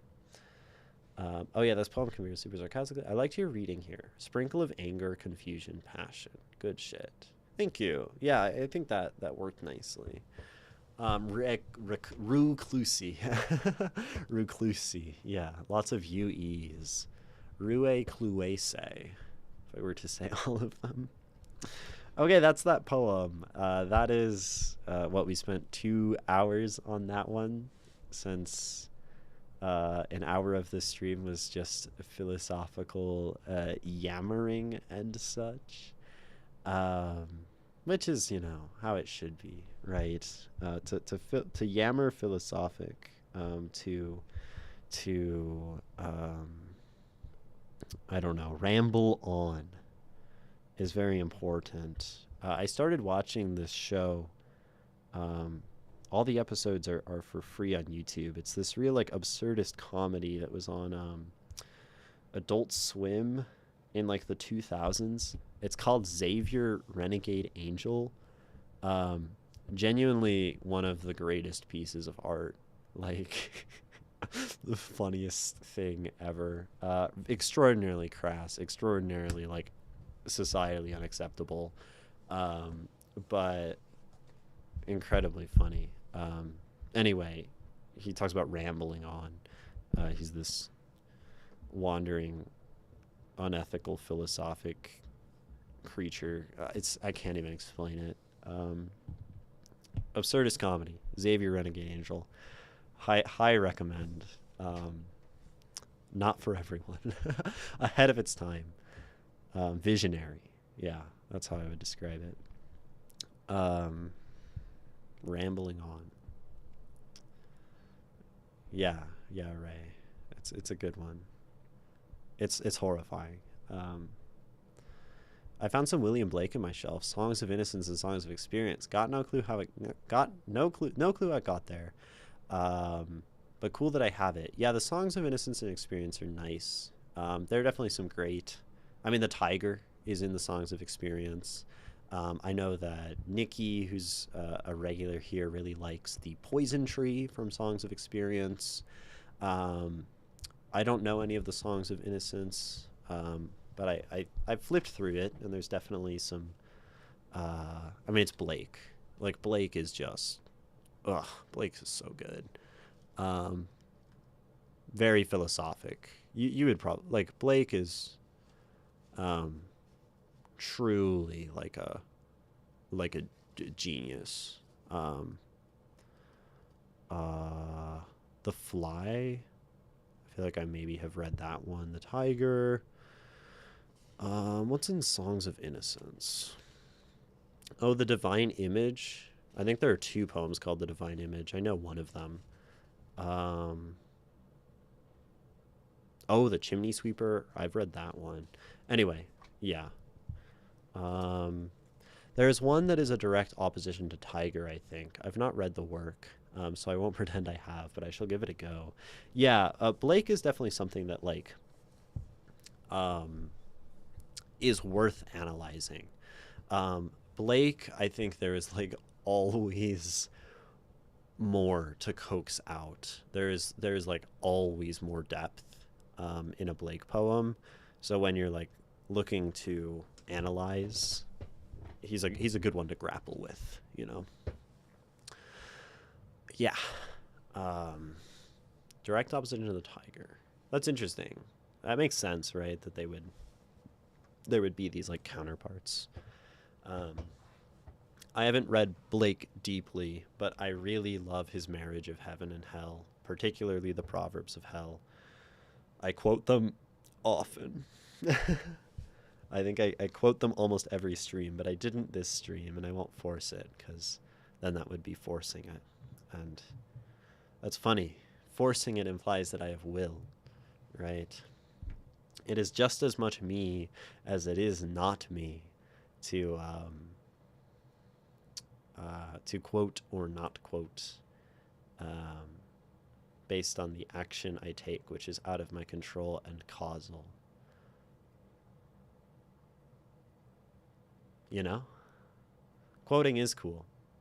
And in fact, I am thinking about quoting the fox. How does it go exactly? I feel like I lack the precise wording. Is it just the fox blames the trap, not himself? I feel like it's not quite perfectly worded. Dude, one thought fills immensity. The fox condemns the trap, not himself. That's a banger. Maybe that's a mic drop response to Ishmael's poem. The fox blames the trap, not himself.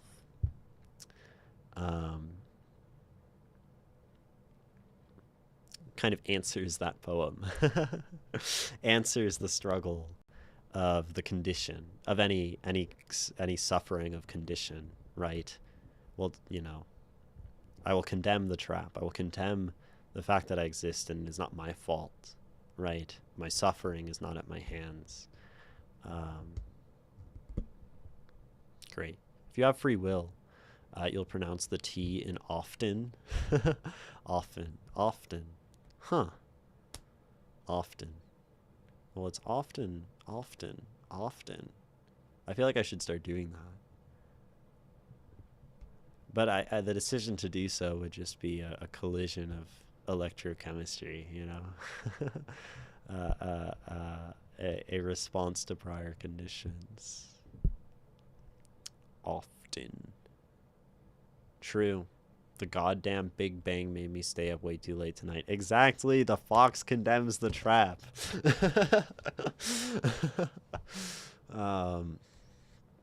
Yeah. Just blame. Just blame everything on your condition. And then just exist. Exist as an observer, which is not your choice, right? But I found myself fated to be an observer of beautiful things. That's actually, so that's how I think of myself. I think my first collection of poetry, which I've had so many ideas for a first collection of poetry, and I really want to put a collection together, but I have an irresistibly good title and concept for a work. And the title is, I think it's Collector of the Extraordinary, as, you know, in relation to myself. And it's a sort of discovery of the edges of what I call myself through a series of poems about the things that I consider beautiful in life, which is sort of the nature of my poetry, is a reflecting back of that which I observe as beautiful, since I really lack any desire to personally express things. Maybe that's my sort of, you know, like I'm not a very convicted person. Opinions I think I look more for fact, and there's fact in what I find beautiful out in the external. So basically I can understand myself through noticing the patterns of the things I find beautiful, the extraordinary things that I collect, that which I consider above all, because hypothetically everything in the world is beautiful and can be appreciated in beautiful in a, as beautiful in a very like Frankel way of like man can create beauty in any situation, a meaning in any situation. So it is that which I separate as extraordinary from all that is fundamentally beautiful that defines who I am as a person, right? And the poetry collection would be centered around that notion. I think that's awesome. That would be so cool. Um, yeah, I can understand myself as a pattern of my behaviors. um, that's probably very materialist. I'm not sure. My collection of poems, of which I scrapped half about a month ago, is titled Paragon of Insufficiency. Ah, so we're both reflecting on ourselves. But I think I need to hop on a different train to grow as a poet. In my defense, I mean, that's nice. I think hopping off the train of insufficiency is probably nice. Such a heavy judgment. Uh, I like paragon and insufficient, right? To be the most of lack. Like it's contradictory in its nature. It's sort of what's the word? An oxymoronic title, right? It's very good. Um, uh, in my defense, I've been doing academia. Yeah, I mean, like we have like most people have things to do outside of poetry. I don't. Well, I have music, but that's poetry in sound form or something. Um, less than worse, actually. Right. But like Paragon is the most of something, and like yeah, the best at being the worst. Yeah, it's cool. Um, Plan on getting it as a tattoo. I need to trademark that shit before anyone steals it. I don't think I don't think that works, right? Because like you trademark, like I don't know if you can trademark a phrase. I guess you can, but it's like the use of the phrase. But like, just make art. You know, art comes with copyright on its own. Just make the collection. Just do the art. I think you'll be fine. I think a tattoo is kind of neat. That's a wild tattoo. Um, I don't think I'm ever gonna get a tattoo. Do like a full on back tattoo, like in Red Dragon. Paragon of across the back. That's like a power move. I already trademarked Ishmael's poem. Copyright strike comment. Oh, okay, fair enough. That's crazy. It's crazy work. Um, yeah, I don't think that'll stand up. Okay. Um, that is all for me and my rambling on. That is all for me and my poetic insight. That is all for me and my curation of the extraordinary. Um, and with that, I say, thank you for watching. Thank you for coming to stream. Fun stream, yes, and it was fun to have you all. Thank you so much, Ishmael, for submitting your work. Thank you for bearing with me as I stopped in the middle last time and have now completed it, or completed, somewhat completed an analysis or come to a coherent thought. And